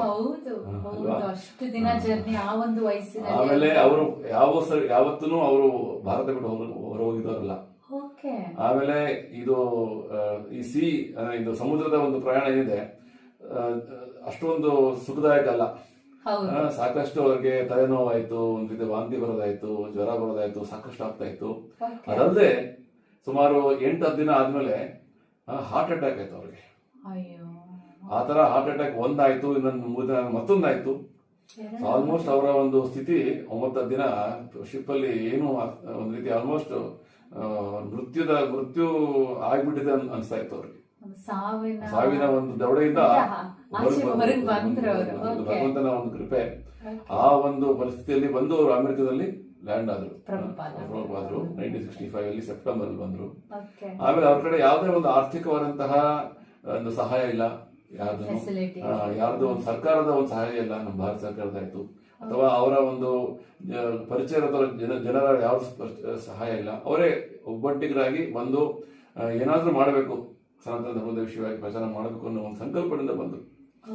ಸೊ ಆ ರೀತಿಯಾಗಿ ಅವರು ಶುರು ಮಾಡಿ ಅಲ್ಲಿ ಆ ಸಮಯದಲ್ಲಿ ಅಮೆರಿಕ ದೇಶದಲ್ಲಿ ಒಂದು ರೀತಿಯ ಬೇರೆ ಒಂದು ಸಂಸ್ಕೃತಿಯ ಕೌಂಟರ್ ಕಲ್ಚರ್ ಶುರು ಆಗ್ಬಿಟ್ಟಿತ್ತು. ಅಂದ್ರೆ ಯುವ ಜನತೆ ಏನಿದೆ ಅವರು ತಮ್ಮ ಸಾಧಾರಣವಾದಂತಹ ಜೀವನ ಶೈಲಿಯನ್ನ ತೊರೆದು ಅವರು ಒಂದು ಹಿಪ್ಪಿ ತರದ ಒಂದು ಜೀವನ ಶೈಲಿಯನ್ನ ಅಳವಡಿಸ್ಕೊಂಡಿದ್ರು. ಹಿಪ್ಪಿ ಅಂದ್ರೆ ನನಗೆ ಓದು ಬೇಡ, ನನಗೆ ಕೆಲಸ ಬೇಡ, ನನ್ಗೆ ಯಾವ ರೀತಿ ಬೇಕೋ ನಾನು ಇರ್ತೀನಿ, ನಾನು ಒಂದು ಡ್ರಗ್ಸ್ ಮಾಡ್ಕೊಂಡು ಒಂದು ಮಾದಕ ವ್ಯಸನಗಳಾಗ್ಬಿಟ್ಟು ಫ್ರೀ ಲೈಫ್ ಆ ರೀತಿಯ ಒಂದು ಜೀವನವನ್ನು ಮಾಡೋದಕ್ಕೆ ಅವರು ಯುವಕರೆಲ್ಲ ಯುವ ಜನಾಂಗ ಆ ರೀತಿಯಾಗಿ ಒಂದು ಹೊಸ ಚಳುವಳಿಯನ್ನ ಮಾಡ್ತಾ ಇದ್ರು. ಅಲ್ಲಿ ಯುಪಿ ಮೂವ್ಮೆಂಟ್ ನಡೀತಾ ಇದ್ದಾರೆ. ಆ ಸಮಯದಲ್ಲಿ ಪ್ರಭುಪಾದರು ಅಲ್ಲಿ ಹೋದಾಗ ಸೊ ಆ ಹಿಪ್ಪಿಗಳೆಲ್ಲ ಒಂದು ಬೇರೆ ಒಂದು ಆವಿಷ್ಕಾರವನ್ನ ಮಾಡೋದಕ್ಕೆ ಹೊರಟಿದ್ರು. ಜೀವನದ ಅನುಭವವನ್ನ ಡ್ರಗ್ಸ್ ಮೂಲಕ ಆಯ್ತು ಅಥವಾ ಬೇರೆ ಜೀವನ ಶೈಲಿಯನ್ನು ಅಳವಡಿಸಿಕೊಂಡು ಆ ರೀತಿ ಎಕ್ಸ್ಪೆರಿಮೆಂಟಿಂಗ್ ಪ್ರಯೋಗ ಮಾಡ್ತಾ ಇದ್ರು. ಪ್ರಭುಪಾದರು ಹೇಳಿದ್ರು, ನಿಮಗೆ ನಾನು ಒಳ್ಳೆಯ ಒಂದು ಜೀವನದ ಅನುಭವ ಕೊಡ್ತೇನೆ, ನೀವು ಆಧ್ಯಾತ್ಮಿಕ ಮಾರ್ಗವನ್ನು ನಾನು ಹೇಳಿದ ರೀತಿ ಮಾಡಿ. ಆ ರೀತಿಯಾಗಿ ಒಂದು ಪ್ರಭುಪಾದ ಅವರಿಗೆ ತಮ್ಮ ಅವ್ರು ಭೇಟಿ ಮಾಡಿದಾಗ ಅವ್ರು ಹೇಳಕ್ ಶುರು ಮಾಡಿದ್ರು. ಸೊ ನಾವು ಟ್ರೈ ಮಾಡೋಣ ಅಂದ್ಕೊಂಡು ಈ ಯುವಕರೆಲ್ಲ ಸ್ವಲ್ಪ ಪ್ರಭುಪಾದ ಏನ್ ಹೇಳ್ತಾ ಇದ್ರು ಅದನ್ನ ಮಾಡಕ್ ಶುರು ಮಾಡಿದ್ರು. ಪ್ರಭುಪಾದ ಏನ್ ಮಾಡ್ತಾ ಇದ್ರು, ಪ್ರತಿದಿನ ಅಮೆರಿಕ ಹೋದಾಗ ಅಲ್ಲಿ ನ್ಯೂಯಾರ್ಕ್ ಅಲ್ಲಿ ಒಂದು ಪಾರ್ಕ್ ಅಲ್ಲಿ ಸುಮಾರು ಮಧ್ಯಾಹ್ನ 2 ಗಂಟೆಯಿಂದ 5 ಗಂಟೆ ತನಕ ಹೋಗ್ಬಿಟ್ಟು ಭಜನೆ ಮಾಡೋರು. ಹರೇ ಕೃಷ್ಣ ಭಜನೆ ಆ ಭಜನೆ ಮಾಡ್ತಾ ಇದ್ರು. ಫಸ್ಟ್ ಅವ್ರ ಕಡೆ ಯಾವ ಒಂದು ವಾದ್ಯಗಳಿಲ್ಲ ಆ ಟೈಮಲ್ಲಿ, ಕೇವಲ ಒಂದು ಅವ್ರ ಕೈಯಲ್ಲಿ ಒಂದು ಕರ್ತಾಲ್ ಇತ್ತಷ್ಟೇ. ಆದ್ರೆ ಈ ಒಂದು ಯುವಕರಿದ್ದಾರಲ್ಲ, ಯುವ ಜನಾಂಗ, ಆ ಸಮಯದಲ್ಲಿ ಅವರು ಬಹಳಷ್ಟು ಒಂದು ಮ್ಯೂಸಿಕಲ್ ಇನ್ಸ್ಟ್ರೂಮೆಂಟ್ಸ್ ತಗೊಂಡು ಪಾರ್ಕ್ಗಳೆಲ್ಲ ಕುತ್ಕೊಂಡು ಅಡ್ಡಾಡ್ತಾ ಇದ್ರು. ಇನ್ನೊಂದು ಅವರ ರೀತಿಯಾಗಿ ಒಂದು ಮ್ಯೂಸಿಕ್ ಅನ್ನ ಮಾಡ್ಕೊಂಡು ಡ್ರಗ್ಸ್ ತಗೊಂಡು ಅವರ ಒಂದು ಜೀವನ ಶೈಲಿಯನ್ನು ಮಾಡ್ತಾ ಇದ್ರು. ಯಾವ ಪ್ರಭುಪಾದರು ಅಲ್ಲಿ ಹೋಗಿ ಕೀರ್ತನೆ ಮಾಡಕ್ ಶುರು ಮಾಡಿದ್ರು, ಅವರೆಲ್ಲ ಅಲ್ಲಿಂದ ಇಲ್ಲಿಂದ ಕೂತಿದ್ರಲ್ಲ ಹೊರಗಡೆ, ಅಲ್ಲಿ ಪ್ರಭುಪಾದರ ಬಂದ್ಬಿಟ್ಟು ತಮ್ಮ ವಾದ್ಯಗಳನ್ನ ನುಡ್ಸಕ್ ಶುರು ಮಾಡಿದ್ರು. ಅದೊಂದು ಒಂದು ಒಳ್ಳೆ ಆಕರ್ಷಕ ಆಗೋಯ್ತದಲ್ಲಿ ಪ್ರಭುಪಾದರು ಹಾಡೋದು, ಇವರೆಲ್ಲ ವಾದ್ಯ ಬಳಸೋದು. ಸೊ ಇಷ್ಟೊಂದು ಎಲ್ರಿಗೂ ಒಂದು ಆಕರ್ಷಣೆ ಆಯ್ತು ಅಂದ್ರೆ 3 ಗಂಟೆಗಾಲ ಎಲ್ಲರೂ ಅದರಲ್ಲೇ ತಲ್ಲೀನೂ ಆಗ್ಬಿಟ್ರು ಹರೇ ಕೃಷ್ಣ ಕೀರ್ತನೆಯಿಂದ. ಆ ರೀತಿ ಪ್ರಭುಪಾದ್ರ ಆದ್ಮೇಲೆ ಕೀರ್ತನೆ ಆದ್ಮೇಲೆ ತಮ್ಮ ಒಂದು ಚಿಕ್ಕದೊಂದು ಒಂದು ರೂಮ್ನಲ್ಲಿ ರೂಮನ್ನ ಅವರು ಬಾಡಿಗೆ ತಗೊಂಡಿದ್ರು. ಅವ್ರು ವಾಪಸ್ ಹೋಗ್ತಾ ಇದ್ರು. ಬಹಳಷ್ಟು ಜನ ಅವ್ರನ್ನ ಫಾಲೋ ಮಾಡಕ್ ಶುರು ಮಾಡಿದ್ರು. ಅಲ್ಲಿ ಹೋಗಿ ಪ್ರಭುಪಾದ್ರು ಆಯ್ತು, ನಾನು ಇಲ್ಲಿ ವಾರದಲ್ಲಿ ಸೋಮವಾರ, ಬುಧವಾರ, ಶುಕ್ರವಾರ ಭಗವದ್ಗೀತೆ ಪ್ರವಚನ ಮಾಡ್ತೀನಿ, ಬನ್ನಿ ಅಂತ ಎಲ್ಲರಿಗೂ ನಿಮಿತ್ತ. ಈ ರೀತಿ ಕ್ರಮೇಣವಾಗಿ ಶುರುವಾಯ್ತು ಅಲ್ಲಿ. ಯಾವ ಭಾರತೀಯರಿಲ್ಲ ಅಲ್ಲಿ, ಎಲ್ಲ ಅಮೆರಿಕ ಯುವ ಜನಾಂಗ. ಅವ್ರಿಗೆ ನಮ್ಮ ಸಂಸ್ಕೃತಿಯ ಯಾವುದೇ ಒಂದು ಜ್ಞಾನ ಇಲ್ಲ, ಏನಿಲ್ಲ. ಎಲ್ಲರೂ ಡ್ರಗ್ ಅಡಿಕ್ಟ್ಸ್ ಆಗಿದ್ರು, ಪ್ಲಸ್ ಮಾಂಸಾಹಾರಿಗಳು. ಅಂದ್ರೆ ಸಂಪೂರ್ಣವಾಗಿ ನಮ್ಮ ವೈದಿಕ ಸಂಸ್ಕೃತಿ ಯಾವುದೇ ಒಂದು ಅರಿವಿಲ್ಲ ಅವರಿಗೆ, ಹಿಪ್ಪಿ ಕಲ್ಚರ್. ಸೊ ಅವರಿಗೆ ಪ್ರಭುಪಾದರು ಕ್ರಮೇಣವಾಗಿ ಈ ಕೇಳಿದ್ರಲ್ಲ ಹರೇ ಕೃಷ್ಣ ಮಂತ್ರ, ಇದನ್ನ ಹೇಳ್ಬಿಟ್ಟು ಕ್ರಮೇಣವಾಗಿ ಗೀತೆಯ ಜ್ಞಾನ ಕ್ರಮಬದ್ಧವಾಗಿ ಕೊಡೋಕೆ ಶುರು ಮಾಡಿದ್ಮೇಲೆ Okay. ಅವರೆಲ್ಲ ಹೇಳಿದ್ರು, ಕೇವಲ ಹರೇ ಕೃಷ್ಣ ಅಂತ ಜಪ ಮಾಡಿ, ಒಂದು ಕೀರ್ತನೆ, ಇನ್ನೊಂದು ವ್ಯಕ್ತಿಗತವಾಗಿ ನೀವು ಜಪ ಮಾಡಿ. ಪ್ರಭುಪಾದ ಅವರಿಗೆ ಯಾವ ರೀತಿ ಮಾಡೋದು ಅಂತ ತಿಳಿಸಿದ್ರು. ಅವ್ರಿಗೊಂದು ಮಾಲೆ ಕೊಟ್ರು, ಜಪ ಮಾಡೋ ಮಾಲೆ ಕೊಟ್ರು. Okay. ಈ ರೀತಿ ಕ್ರಮೇಣವಾಗಿ ಅಲ್ಲಿನ ಯಾವ ಯುವ ಜನಾಂಗ ಹಿಪ್ಪಿ ಒಂದು ಸಂಸ್ಕೃತಿಯ ಒಂದು ಫಾಲೋ ಮಾಡ್ತಾ ಇದ್ದವರು ವೈಷ್ಣವ ಒಂದು ಪದ್ಧತಿಯನ್ನ ಶುರು ಮಾಡಿದ್ರು. ಪರಿವರ್ತನೆ ಆಯ್ತು. ನೋಡಿ, ಇದೆಲ್ಲ ಏನಾಯ್ತು, ಏನಕ್ಕೆ ಅಂದ್ರೆ ಪ್ರಭುಪಾದ ಸಾಧಾರಣ ವ್ಯಕ್ತಿ ಅಲ್ಲ, ಅವರು ಆಚಾರ್ಯರು. ಆಚಾರ್ಯರಿಗೆ ದೇಶ ಕಾಲ ಪಾತ್ರ ಅಂದ್ರೆ ಯಾವ ಸಮಯದಲ್ಲಿ ಯಾವ ರೀತಿಯಾಗಿ ಒಂದು ಒಬ್ಬ ಜೀವಾತ್ಮಕ್ಕೆ ಯಾವ ಜ್ಞಾನ ಕೊಟ್ರೆ, ಯಾವ ರೀತಿ ಕೊಟ್ರೆ ಅವರ ಮನಸ್ಸಲ್ಲಿರುವಂತಹ, ಅವರ ಹೃದಯದಲ್ಲಿರುವಂತಹ ಆಧ್ಯಾತ್ಮಿಕವಾದ ಜ್ಞಾನ ಜಾಗರಣೆ ಆಗತ್ತೆ ಅನ್ನೋ ಜ್ಞಾನ ಪ್ರಭುಪಾದ ಗೊತ್ತು. ಯಾವ ರೀತಿ ನಾವು ಒಂದು ಸ್ಪೆಷಲ್ ವೆರಿ ಗುಡ್ ಡಾಕ್ಟರ್, ಒಳ್ಳೆ ವೈದ್ಯರ ಹತ್ರ ಹೋದ್ರೆ ನಮ್ಮ ಒಂದು ಯಾವ ಒಂದು ರೋಗ ಇದೆ ಅದರ ಒಂದು ಗುಣ ಯಾವ ರೀತಿ ಆಗ್ಬೇಕು ಅಂತ ಗೊತ್ತಿರುತ್ತೆ ಅವ್ರಿಗೆ. ಆ ರೀತಿ ಪ್ರಭುಪಾದ್ರ ಗೊತ್ತಿತ್ತು. ಈ ಒಂದು ಕಲಿಯುಗದಲ್ಲಿ ಯುಗ ಧರ್ಮ ಅಂದ್ರೆ ಜನ ಕೇವಲ ಭಗವಂತನ ನಾಮವನ್ನ ಸ್ಮರಣೆ ಮಾಡ್ಬೇಕು. ನಮ್ಗೆಲ್ಲ ಗೊತ್ತು, ನಮ್ಮ ದಾಸರ ಪದಗಳು, ಪುರಂದರದಾಸರು, ಗಂಗಾಸರು, ಇದೇ ವಿಷಯವಾಗೇನೆ ನಾಮದ ಮಹತ್ವವನ್ನ ಕಲಿಯುವುದರಲ್ಲಿ ವಿಶೇಷವಾಗಿ ಕೇವಲ ನಾಮವನ್ನು ಜಪ ಮಾಡಪ್ಪ, ನೀವು ನಿನ್ನ ಆರೋಗ್ಯದಲ್ಲಿ ಭಗವಂತ ನಾಮ ಬಂದ್ರೆ ಸಾಕು, ನಮ್ಮ ಒಂದು ಶುದ್ಧೀಕರಣ ಶುರು ಆಗುತ್ತೆ. ಇದು ಪ್ರಭುಪಾದರು ಮಾಡಿದಂತ ಪವಾಡ ಅಲ್ಲಿ. ಅವರು ಈ ಒಂದು ಅಮೆರಿಕ ಯುವ ಜನತೆಗೆ ಏನು ಗೊತ್ತಿಲ್ಲದ ಅವ್ರಿಗೆ ನೀವು ಹರೇ ಕೃಷ್ಣ ಮಹಾಮಂತ್ರವನ್ನು ಜಪ ಮಾಡಿ ಅಂತ ಹೇಳ್ಕೊಟ್ರು. ಅದರಿಂದ ಪರಿವರ್ತನೆ ಶುರುವಾಗುತ್ತೆ. ಸೊ ಈ ಜನ ಯಾರ್ಯಾರು ಮಾದಕ ವ್ಯಸನಿಗಳಾಗಿದ್ರು, ಬೇರೆ ಹಿಪ್ಪಿಯ ಒಂದು ಸಂಸ್ಕೃತಿಯನ್ನು ಅನುಸರಣೆ ಮಾಡ್ತಾರೆ, ಎಲ್ಲವನ್ನು ತ್ಯಾಗ ಮಾಡಿ ಪ್ರಭುಪಾದರ ಅನುಯಾಯಿಗಳು ಹಾಕಿ ಶುರು ಮಾಡಿದ್ರು. ಅಮೇಜಿಂಗ್ ಅಲ್ವಾ? ಬೇರೆ ಒಂದು ಪಾಶ್ಚಾತ್ಯ ದೇಶಕ್ಕೆ ಹೋಗಿ ಅಲ್ಲಿರೋ ಜನಗಳನ್ನ ಪರಿವರ್ತನೆ ಮಾಡೋದು. ಈ ರೀತಿ ಸುಮಾರು ಆಲ್ಮೋಸ್ಟ್ 8 months ಪ್ರಭುಪಾದ ಈ ರೀತಿಯಾಗಿ ಯುವ ಜನಾಂಗವನ್ನ ಸೇರಿಸೋಕೆ ಶುರು ಮಾಡಿದ್ರು. ಆಮೇಲೆ ಪ್ರಭುಪಾದರು 1966 ಅಲ್ಲಿ ಜುಲೈಯಲ್ಲಿ, ಇದೇ ತಿಂಗಳಲ್ಲಿ, 50 ಸುಮಾರು ಎಷ್ಟು ವರ್ಷ, 60 ವರ್ಷ ಮುಂಚೆ ಏನ್ ಮಾಡಿದ್ರು, ಒಂದು ಸಂಸ್ಥೆಯನ್ನ ಸ್ಥಾಪನೆ ಮಾಡೋಕೆ ಯೋಚನೆ ಮಾಡಿದ್ರು. ಒಂದು ವಿಶ್ವಕ್ಕೆ ಬೇಕು ಆರ್ಗನೈಸೇಷನ್ ಅಂತ ಹೇಳಿದ್ರು. ಅಲ್ಲೆಲ್ಲ ಬಂದವರು ಅವ್ರಿಗೆಲ್ಲ ಏನು ಅಷ್ಟೊಂದು ಜ್ಞಾನ ಇಲ್ಲ, ಏನ್ ಮಾಡ್ಬೇಕು ಅಂತ ಗೊತ್ತಿಲ್ಲ. ಬಟ್ ಸಮೂಹ ಪ್ರಭುಪಾದ್ ಹೇಳಿದ್ರು, ಒಂದು ಸಂಸ್ಥೆದಾಗ ಏನಾಗುತ್ತೆ, ನಾವು ವ್ಯವಸ್ಥಿತವಾಗಿ ಎಲ್ಲ ಕಡೆ ನಾವು ಪ್ರಚಾರ ಮಾಡಬಹುದು, ಎಲ್ಲರನ್ನು ಸೇರಿಸಬಹುದು ಅನ್ನೋ ಒಂದು ಉದ್ದೇಶ Prabhupada was very in that way very visionary, ದೂರದರ್ಶಿಗಳು. ಸೊ ಆ ರೀತಿಯಾಗಿ ಒಂದು ಸಂಸ್ಥೆಯನ್ನ ಜುಲೈ 13ನೇ ತಾರೀಕು 1966 ಅಲ್ಲಿ ಅಮೆರಿಕದಲ್ಲಿ ಇನ್ಕಾರ್ಪೊರೇಟ್ ಮಾಡಿದ್ರು, ಇಸ್ಕಾನ್ ಅಂತ, international Society for Krishna consciousness. So ಇದರ ಉದ್ದೇಶ ಪ್ರಭುಪಾದರು ಆ ಟೈಮಲ್ಲಿ 1966 60 ವರ್ಷ ಆಯ್ತು ಎಕ್ಸಾಕ್ಟ್ಲಿ. ಇನ್ನೊಂದು ಒಳ್ಳೆ ವಿಷಯ ಅಂದ್ರೆ ಇದೇ ತಿಂಗಳಲ್ಲಿ ಆಗಿದ್ದು ನೋಡಿ, ಸೊ ಆ ರೀತಿ ಪ್ರಭುಪಾದ್ರ ಇಸ್ಕಾನ್ ಸಂಸ್ಥೆಯ ಉದ್ದೇಶ ಏನಪ್ಪಾ ಅಂತ ಕೇಳಿದ್ರು. 7 purposes. ಯಾರಾದ್ರೂ ಗೂಗಲ್ ಮಾಡಿದ್ರೆ ಸಿಕ್ಬಿಡುತ್ತೆ. ನಾನು ಸ್ವಲ್ಪ ಬ್ರೀಫ್ ಆಗಿ ಹೇಳ್ತೀನಿ. ಮೊದಲನೇ ಉದ್ದೇಶ ಏನಂದ್ರೆ, ಸಮಾಜದಲ್ಲಿರುವಂತಹ ಈ ಮೌಲ್ಯಗಳ ಅಸಮತೋಲನನ್ನ ನಾವು ಯಾವ ರೀತಿ ಸರಿ ಮಾಡಬೇಕು ಅಂದ್ರೆ, ನಮ್ಮ ವೇದಗಳ, ಭಗವದ್ಗೀತೆ, ಭಾಗವತದ ಜ್ಞಾನವನ್ನ ಬಹಳ ವ್ಯವಸ್ಥಿತವಾಗಿ ಸಮಾಜದಲ್ಲಿ ಅದರ ಪ್ರಚಾರ ಮಾಡಬೇಕು. ಇದೇನಾಗುತ್ತೆ, ಜನರ ಒಂದು ಈ ಮೌಲ್ಯಗಳ ಅಸಮತೋಲನ ಏನಾಗಿದೆ, ವ್ಯಾಲ್ಯೂ ಸಿಸ್ಟಮ್ ಬಹಳಷ್ಟು ಕೆಟ್ಟೋಗ್ಬಿಟ್ಟಿದೆ, ಅದು ಸರಿ ಮಾಡಬಹುದು. ಇದು ಮೊದಲನೇ ಉದ್ದೇಶ. ಒಂದು ವೆರಿ ಇಂಪಾರ್ಟೆಂಟ್ ವ್ಯಾಲ್ಯೂ ಏನು, ನಾವು ಬರೀ ಸ್ಟ್ರೈಕ್ ಮಾಡೋದು ಉದ್ದೇಶ ನಮ್ದು, ಅಥವಾ ನಮ್ಮ ಶಾಂತಿಯಾಗಿ ನಾವು ಕೆಲಸಗಳನ್ನು ಮಾಡುವ ಉದ್ದೇಶ. ಇದನ್ನು ಮಾಡೋದಕ್ಕೆ ನಾವು ಹಲವಾರು ಪುಸ್ತಕಗಳನ್ನ ನಾವು ಅದನ್ನ ಪ್ರಕಾಶನ ಮಾಡಬೇಕು, ಪಬ್ಲಿಷ್ ಮಾಡಬೇಕು, ಪ್ರಕಟಣೆ ಮಾಡಿ ಅದನ್ನ ವಿಸ್ತರಣೆ ಮಾಡಬೇಕು, ಅದನ್ನ ಡಿಸ್ಟ್ರಿಬ್ಯೂಟ್ ಮಾಡಬೇಕು ಅಂತ ಸೆಕೆಂಡ್ ಉದ್ದೇಶ. ಈ ರೀತಿ ಇದಕ್ಕೆ ಈ ಒಂದು ಕಾರ್ಯಕ್ರಮವನ್ನ ಚೆನ್ನಾಗಿ ಮಾಡೋದಕ್ಕೆ, ಜನರಿಗೆ ಒಂದು ಎಲ್ಲ ಕಡೆ ಕೂಡೋದಕ್ಕೆ ಒಂದು ದೇವಸ್ಥಾನವನ್ನ ಮಾಡಬೇಕು, ಇದು ಮೂರನೇ ಉದ್ದೇಶ. ಈ ತರ ದೇವಸ್ಥಾನದಲ್ಲಿ ಅವರಿಗೆ ಒಂದು ಸರಳ ಜೀವನವನ್ನ ಅನುಸರಣೆ ಮಾಡೋಕೆ, simple life based on Vedic principles. ಒಂದು ಸ್ಟೇಟ್ಮೆಂಟ್ ಕೇಳಿರ್ಬೇಕು ನಾವು, ಸಿಂಪಲ್ ಲಿವಿಂಗ್ ಹೈ ಥಿಂಕಿಂಗ್. ಸರಳ ಜೀವನ ಉದಾತ್ತ ಭಾವನ ಅಂತ ಕೇಳಿದ್ವಿ ಅಲ್ವಾ? ಅದು ಈಗೇನಾಗಿದೆ, complex living and low thinking ಅಲ್ವಾ? ಪರ್ಪಸ್ ಈ ತರ ಆಗ್ಬಿಟ್ಟಿದೆ ಈಗ ಜನ. ಲೈಫ್ ಎಷ್ಟು ಕಾಂಪ್ಲೆಕ್ಸ್ ಮಾಡ್ಕೊಂಡ್ಬಿಟ್ಟಿದೆ ಜನ ಅಂದ್ರೆ, ಏನ್ ಸರಳ ಜೀವನ ಗೊತ್ತಿಲ್ಲ. So ISKCON is meant to give people simple living, simple which will make their life very simple. Otherwise so much complicating themselves. ಅಲ್ವಾ? ಈ ರೀತಿಯಾಗಿ 7 ಉದ್ದೇಶಗಳನ್ನು ಅವರು ಕೊಟ್ಟರು. ಸೊ ಇಸ್ಕಾನ್ ಮುಖ್ಯವಾಗಿ ಜನರಿಗೆ ಜೀವನದ ಉದ್ದೇಶ ಏನು, ಪ್ರತಿಯೊಬ್ಬ ಒಂದು ಆತ್ಮ ಏನಿದೆ, ಈಗ ಮನುಷ್ಯ ಜೀವನ ತಗೊಂಡಿದ್ದೇವೆ ನಾವು, ಈ ಮನುಷ್ಯ ಜೀವನದಲ್ಲಿ ನಾನು ಏನು ಮಾಡಬೇಕು, what is the purpose of life, ಆಮೇಲೆ ಈ ಉದ್ದೇಶವನ್ನ ಪೂರ್ತಿ ಮಾಡೋದಕ್ಕೆ, ಸಾಕಾರ ಮಾಡೋದಕ್ಕೆ ನಾವು ಯಾವ ಮಾರ್ಗವನ್ನು ಅನುಸರಿಸಬೇಕು ಅಷ್ಟೇ. ಇದು ಇಸ್ಕಾನ್ ಮುಖ್ಯ ಒಂದು overall so the ISKCON ಅಂದ್ರೆ the international society of Krishna consciousness ಅಂತ ಆಕ್ಚುಲಿ. ಸೊ ಬಹಳ ಚೆನ್ನಾಗಿ ನೀವು ಮಾತಾಡಿದ್ರಿ. ಸೊ ಈ ಒಂದು ಕೃಷ್ಣ ಕಾನ್ಶಿಯಸ್, ಈ ಒಂದು ಭಗವದ್ಗೀತಾ ಎಸ್ಪೆಷಲಿ ನೀವು ಈಗ ತಾನೇ ಹೇಳಿದ್ರಿ, ಈ ಒಂದು ಮಾಡರ್ನ್ ಜನರೇಷನ್ಗೆ ಒಂದು ಹೆಲ್ಪ್ಫುಲ್ ಆಗ್ಬೇಕು, ಒಂದು ಕೃಷ್ಣನ ಒಂದು ಕಾನ್ಶಿಯಸ್ನೆಸ್ ಎಲ್ಲ ತರಬೇಕು ಅನ್ನೋ ಒಂದೇ ಕಾರಣಕ್ಕೋಸ್ಕರ ಈ ಒಂದು ಸಂಸ್ಥೆ. ಖಂಡಿತ ಹೇಳಿ. ಪ್ರಭುಪಾದರು ಈ ಒಂದು ಸಂಸ್ಥೆಯನ್ನ ಸ್ಥಾಪನೆ ಮಾಡೋದಕ್ಕಿಂತ ಮುಂಚೆ ಈ ಸಂಸ್ಥೆಗೆ ಯಾವ ಹೆಸರನ್ನು ಕೊಡಬೇಕು ಅಂತ ಯೋಚನೆ ಮಾಡ್ತಾ ಇದ್ರು. ಒಂದು ಬಹಳ ಒಂದು ಸ್ವಾರಸ್ಯಕರವಾದಂತಹ ಒಂದು ಸಂಗತಿ ಪ್ರಸಂಗ.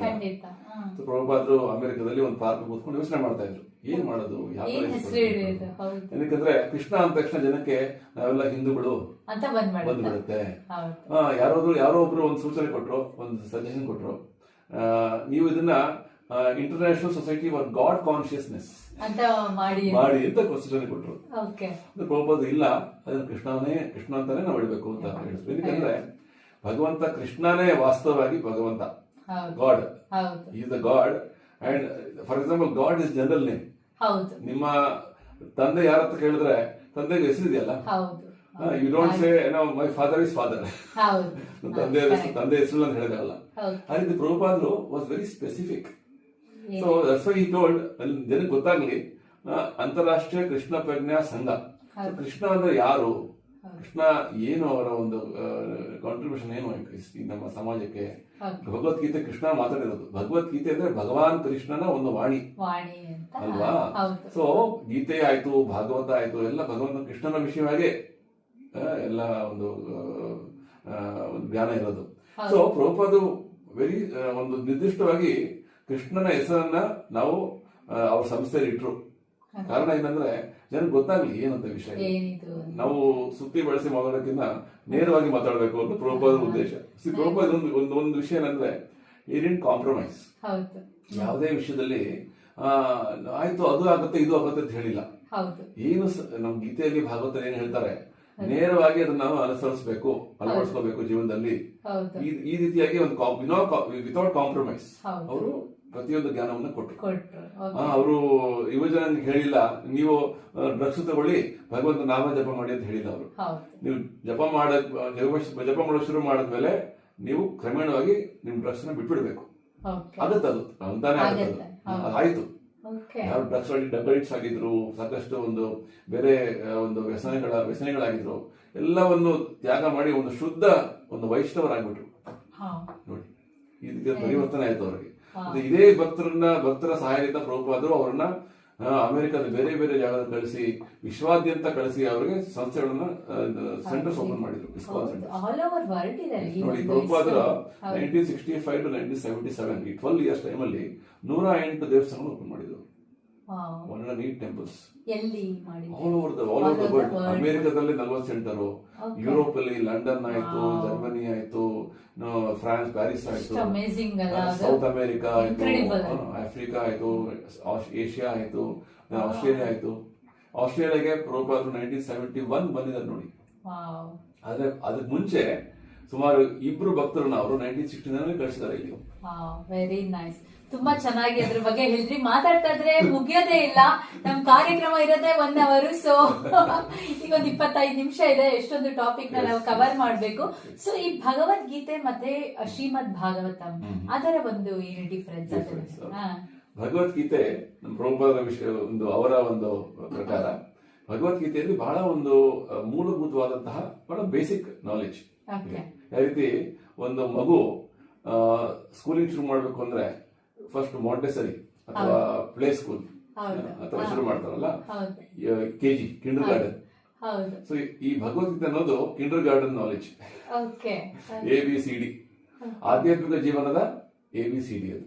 ಹೌದು. ಬಹಳ ಮೂಲಭೂತವಾದಂತಹ ಜ್ಞಾನ, ಎಲ್ಲರೂ ಅದನ್ನ ತಿಳ್ಕೊಳ್ಳೇಬೇಕು. ಓಕೆ. ಆಯ್ತಲ್ಲ. ಓಕೆ. ಆ ನಂತರ ಈ ಭಗವದ್ಗೀತೆಯಲ್ಲಿರುವಂತಹ ಜ್ಞಾನವನ್ನ ಇನ್ನೂ ಹೆಚ್ಚು ಒಂದು ವಿಸ್ತಾರವಾಗಿ ಐತಿಹಾಸಿಕ ಘಟನೆಗಳ ಮೂಲಕ ಅದರ ಒಂದು ತತ್ವಗಳನ್ನ ತಿಳ್ಕೊಳ್ಳೋದೇನಿದೆ ಅದು ಭಾಗವತ. ಓಕೆ. ಸೊ ಪ್ರಭುಪಾದರ ಮಾತುಗಳು ಹೇಗಾದ್ರೆ Bhagavad Gita is like ABCD, very basic understanding. Bhagavata is a graduate study, ಸ್ನಾತಕೋತ್ತರವಾದಂತಹ ಒಂದು ಜ್ಞಾನ, ಯೂನಿವರ್ಸಿಟಿ ನಾಲೆಜ್. ಹೌದು. ಇನ್ನ ಒಂದು ಎಕ್ಸ್ಟೆಂಡೆಡ್ ಸ್ಟಡಿ ಆಫ್ ಭಗವದ್ಗೀತೆ. ಇದರಲ್ಲಿ ಒಂದು 18 ಎಕ್ಸಾಂಪಲ್. ಓಕೆ. ಗೀತೆಯಲ್ಲಿ ಭಗವಂತ ಹೇಳ್ತಾನೆ, ನಮ್ಮ ದೇಹ ಏನಿದೆ ಇದು ನಶ್ವರ, ಹೌದು, ಆತ್ಮ ಶಾಶ್ವತ. ಹೌದು, ಇದು ತತ್ವ ಖಂಡಿತ ಅಲ್ವಾ. ದೇಹ ಇವತ್ತಲ್ಲ ನಾಳೆ ಇದು ಮುಗಿದೋಗುತ್ತೆ, ಆದ್ರೆ ಆತ್ಮ ಸನಾತನ ಶಾಶ್ವತ ಅಂತ ಹೇಳ್ತಾರೆ. ಈ ಒಂದು ಜ್ಞಾನ ಹಾಗೆ ಹೇಳಿದ್ರೆ ಅಷ್ಟೊಂದು ನಮಗೆ ಮನಸ್ಸಿಗೆ ನಾಟೋದಿಲ್ಲ ಒಳಗಡೆ.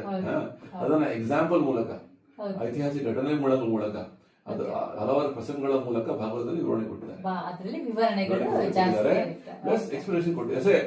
ಫಾರ್ ಎಕ್ಸಾಂಪಲ್ ನಮ್ಮ ಸ್ಕೂಲಲ್ಲೂ ಸಹ ಬೇಸಿಕ್ ಮ್ಯಾಥಮೆಟಿಕ್ಸ್ ನಾವು ಫಸ್ಟ್ ಸ್ಟ್ಯಾಂಡರ್ಡ್ ಅಲ್ಲಿ, ಸೆಕೆಂಡ್ ಸ್ಟ್ಯಾಂಡರ್ಡ್ 1+1 = 2 ಅಷ್ಟೇ ಕಲಿಯೋದು ನಾವು. ಅದನ್ನೇ ಅಡ್ವಾನ್ಸ್ಡ್ ಮ್ಯಾಥಮೆಟಿಕ್ಸ್ ಆಗಿ ನಮ್ಮ ಡಿಗ್ರಿ ಕಾಲೇಜಲ್ಲಿ ಕಲಿತೀವಲ್ಲ, ಮತ್ತೆ 1+2 = 2 is universal principle, but how is that behind that? ಆತರ ಎಕ್ಸ್ಪಾನ್ಷನ್ ಮಾಡಿದ್ದಾರೆ. ಬಹಳ ಚೆನ್ನಾಗಿ ಅದನ್ನು ಎಲ್ಲ ವಿವರಿಸಿದೆ. ಯಾಕಂದ್ರೆ ಎಲ್ಲರಿಗೂ ಗೊತ್ತಿರಲ್ಲ ಏನಿದು ಭಗವದ್ಗೀತೆ. ಭಗವದ್ಗೀತೆಯಲ್ಲಿ ನೀವು ಹೇಳಿದಂಗೆ 18 ಅಧ್ಯಾಯ 700 ಶ್ಲೋಕಗಳು. ಆ ಭಾಗವತದಲ್ಲಿ 12 ಭಾಗಗಳಿದೆ ನೋಡಿ. 12 ಪಾರ್ಟ್ಸ್, 12 ಸ್ಕಂದ ಅಂತ ಹೇಳ್ತಾರೆ. 18,000 ಶ್ಲೋಕಗಳು. 700 ಶ್ಲೋಕ ಭಗವದ್ಗೀತೆಯಲ್ಲಿ, 18,000 ಭಾಗವತದಲ್ಲಿ. ಬಹಳ ವಿಸ್ತಾರವಾದಂತಹ ಒಂದು. ಹೌದು. ಸೊ ನಾವು ಈ ತಾನ ಹೇಳಿದ್ರೆ ಪ್ರಭುಜಿಯವರು ಸುಮಾರು 30 ವರ್ಷಗಳಿಂದ ಇಸ್ಕಾನ್ ನಲ್ಲಿ ಅವರೊಂದು ಸೇವೆನ ಸಲ್ಲಿಸಿಕೊಂಡು ಬಂದಿದ್ದಾರೆ. ಅವರು president of Hare Krishna movement Varanasi and Prayagraj, ಹಾಗೆ ವೈಸ್ ಪ್ರೆಸಿಡೆಂಟ್ ಆಫ್ ವೃಂದಾವನ್ ಚಂದ್ರೋದಯ ಮಂದಿರ್, ಹಾಗೆ president of the Akshaya foundation Varanasi. So ನೀವು ಈಗ ಮೇನ್ ಒಂದು ಅಕ್ಷಯ ಪಾತ್ರ ಫೌಂಡೇಶನ್, ಇದು ಒಂದು ಪ್ರತಿದಿನ ಲಕ್ಷಾಂತರ ಮಕ್ಕಳಿಗೆ ಒಂದು ಪೌಷ್ಟಿಕ ಆಹಾರವನ್ನ ಒದಗಿಸ್ತಾ ಇದೆ. ಸೊ ನೀವು another reason you came to Australia is also for this world food movement as well. So ಇದರ ಬಗ್ಗೆನೂ ಕೂಡ ಹೇಳಿ ಪ್ರಭುಜಿ. ಫಸ್ಟ್ ಬ್ರೀಫ್ ಅಕ್ಷಯಪಾತ್ರ ಬಗ್ಗೆ ಹೇಳ್ತೇನೆ. ಖಂಡಿತ ಹೇಳಿ. ಯಾವ ರೀತಿ ಏನಕ್ಕೆ ನಾವು ಇಲ್ಲಿ ಬಂದಿದ್ದೀವಿ ಅಂತ ಹೇಳ್ತೇವೆ. ಖಂಡಿತ ಹೇಳಿ. ಸರಿ. ಅಕ್ಷಯ ಪಾತ್ರೆ ಇದು ಇಸ್ಕಾನ್ ಬೆಂಗಳೂರಿನ ಒಂದು ಕಾರ್ಯಕ್ರಮ. 2000ನೇ ಇಸ್ವಿಯಲ್ಲಿ ಬೆಂಗಳೂರಿನಲ್ಲಿ ಈ ಕಾರ್ಯಕ್ರಮವನ್ನು ಶುರು ಮಾಡಿದ್ವಿ. ಅಕ್ಷಯ ಪಾತ್ರೆ ಅಂದ್ರೆ ಸರ್ಕಾರಿ ಶಾಲೆಗಳಲ್ಲಿ ಭಾರತದಲ್ಲಿ ನಾವು ಮಧ್ಯಾಹ್ನ ಭೋಜನವನ್ನು ಕೊಡ್ತಾ ಇದ್ದೇವೆ. ಮಧ್ಯಾಹ್ನದ ಮಿಡ್ ಡೇ ಮೀಲ್ಸ್ ಕೊಡ್ತಾ ಇದ್ದೇವೆ. ಸೊ ಇದು 2000 ಇಸ್ವಿ ಶುರುವಾಗಿ 2000 ಇಸ್ವಿಯಲ್ಲಿ ಬೆಂಗಳೂರಲ್ಲಿ ಶುರುವಾಯಿತು. 1500 ಮಕ್ಕಳಿಗೆ ನಾವು ಊಟವನ್ನು ಶುರು ಮಾಡಿದ್ವಿ. ಬಿಸಿ ಬಾಳೆ ಬಾಕಲು ಶುರು ಮಾಡಿದ್ವಿ first. Cooking in our kitchen in Bangalore. ಆ ರೀತಿ ಅಭಿಮಾನವಾಗಿ ಅದರ ಒಂದು ಪ್ರಸಿದ್ಧತೆ ಎಷ್ಟಾಯ್ತು ಅಂದ್ರೆ ಎಲ್ಲ ಡಿಮ್ಯಾಂಡ್ ಜಾಸ್ತಿ ಆಗಿ ಆಗ್ತಾ 2004ನೇ ಇಸ್ವಿಯಲ್ಲಿ ನಮ್ಗೆ ಹುಬ್ಳಿಯಲ್ಲಿ ಒಂದು ಇನ್ವಿಟೇಷನ್ ಬಂತು. ಯಾವಾಗ ನಾವು ಅಲ್ಲಿ ಒಂದು ಕಾರ್ಯಕ್ರಮ ಮಾಡಿದ್ವಿ, ರಥಯಾತ್ರೆ ಕಾರ್ಯಕ್ರಮ ಹುಬ್ಳಿ ಇಸ್ಕಾನ್ ಅಲ್ಲಿ. ಅಲ್ಲಿ ಕಾರ್ಯಕ್ರಮದಲ್ಲಿ ನಮ್ಮ ಒಂದು ಭಕ್ತರಲ್ಲಿ ಅನೌನ್ಸ್ ಮಾಡಿದ್ರು, ಅಕ್ಷಯ ಪಾತ್ರೆ ಕಾರ್ಯಕ್ರಮ ನಾವು ಹುಬ್ಳಿಗೆ ಸಹ ಶುರು ಮಾಡ್ತೀವಿ ಅಂತ. ಸೊ ಹುಬ್ಳಿ ಈ ಒಂದು ನ್ಯೂಸ್ ಅನ್ನ ಸುಧಾಮೂರ್ತಿ ಅವರು ಕೇಳಿದ್ರು. ಸುಧಾಮೂರ್ತಿ ಅವರು ಹುಬ್ಳಿ ನೇಟಿವ್. ಯಾವಾಗ ಈ ನ್ಯೂಸ್ ಕೇಳಿದ್ರು ತಕ್ಷಣ ಅವರು ನಮ್ಮ ಅಧ್ಯಕ್ಷರಿಗೆ ಫೋನ್ ಮಾಡಿದ್ರು, ಸ್ವಾಮಿಗಳು ಏನ್ ಶುರು ಮಾಡ್ತೀರಂತೆ ಅಲ್ಲಿ, ನಾವು ಸಹಾಯ ಮಾಡ್ತೀವಿ, ಶುರು ಮಾಡಿ. ಈ ರೀತಿ ಹುಬ್ಳಿ ಶುರುವಾಯ್ತು, ವೃಂದಾವನ ಶುರುವಾಯ್ತು. ಕ್ರಮೇಣವಾಗಿ ಒಂದು 2010 ತನಕ ಒಂದು 10 ಜಾಗದಲ್ಲಿ ಶುರು ಮಾಡ್ಬಿಟ್ವಿ. ರಾಜಸ್ಥಾನಲ್ಲಿ ಆಯ್ತು, UP ಆಯ್ತು, ಬೆಂಗಳೂರು, ಹುಬ್ಳಿ, ಬಳ್ಳಾರಿ ಎಲ್ಲ ಶುರು ಮಾಡಿದ್ವಿ. ಸೊ ಅಕ್ಷಯ ಪಾತ್ರೆ ಮೂಲಕ ನಾವು ಮಕ್ಕಳಿಗೆ ಒಂದು ಪೌಷ್ಟಿಕವಾದಂತಹ ಬಹಳ ಒಂದು ಫ್ರೆಶ್ ಬಿಸಿ ಮಧ್ಯಾಹ್ನ ಊಟವನ್ನ ಕೊಡೋದು. ಇದರ ಉದ್ದೇಶ ಏನಂದ್ರೆ ಸರ್ಕಾರ ಆಗ್ಲೇ ಸರ್ಕಾರಿ ಶಾಲೆಗಳಲ್ಲಿ ಮಕ್ಕಳಿಗೆ ಉಚಿತವಾದಂತಹ ಒಂದು ಶಿಕ್ಷಣ ವ್ಯವಸ್ಥೆ ಮಾಡಿದ್ದಾರೆ. ಅಲ್ಲಿ ಈ ಮಕ್ಕಳಿಗೆ ಒಂದು ಒಳ್ಳೆ ಪೌಷ್ಟಿಕ ಆಹಾರ ಕೊಡೋದ್ರಿಂದ ಮಕ್ಕಳು ಶಾಲೆಗೆ ಬರ್ತಾರೆ. ಆಮೇಲೆ ಶಾಲೆಯಲ್ಲಿ ಪ್ರತಿದಿನ ಬರ್ತಾರೆ. ಅಲ್ಲ ಬೇರೆ ತರದಂತಹ ಒಂದು ಊಟ ಸಿಗೋ ಒಂದು ಉದ್ದೇಶದಿಂದ. ಇನ್ನೊಂದು ಮಕ್ಕಳ ಒಂದು ಆರೋಗ್ಯ ವಿಷಯವಾಗಿ ನಾವು ನಮ್ಮ ಸ್ಟಡಿ ಏನ್ ಹೇಳುತ್ತೆ ಅಂದ್ರೆ ಮಕ್ಕಳ ಒಂದು ಆರೋಗ್ಯದ ವಿಷಯವಾಗಿ ಅವರು ಅವರ ಒಂದು ಬೆಳವಣಿಗೆಗೂ ಕೂಡ ಪೌಷ್ಟಿಕ ಆಹಾರ ತಿನ್ನೋದ್ರಿಂದ ಅವ್ರ ಬೆಳವಣಿಗೆಗೆ ಅದು ಬಹಳ ಮಾಡರ್ನ್ ಡೇ ಸೈನ್ಸ್ ಸೇಸ್ ಮಕ್ಕಳ ಒಂದು 6ನೇ ವರ್ಷದಿಂದ 14ನೇ ವರ್ಷ ತನಕ ಏನು ಟೈಮ್ ಇದೆಯಲ್ಲ 6 to 14 years is a development age. ಹೌದು. Overall development of a child happens.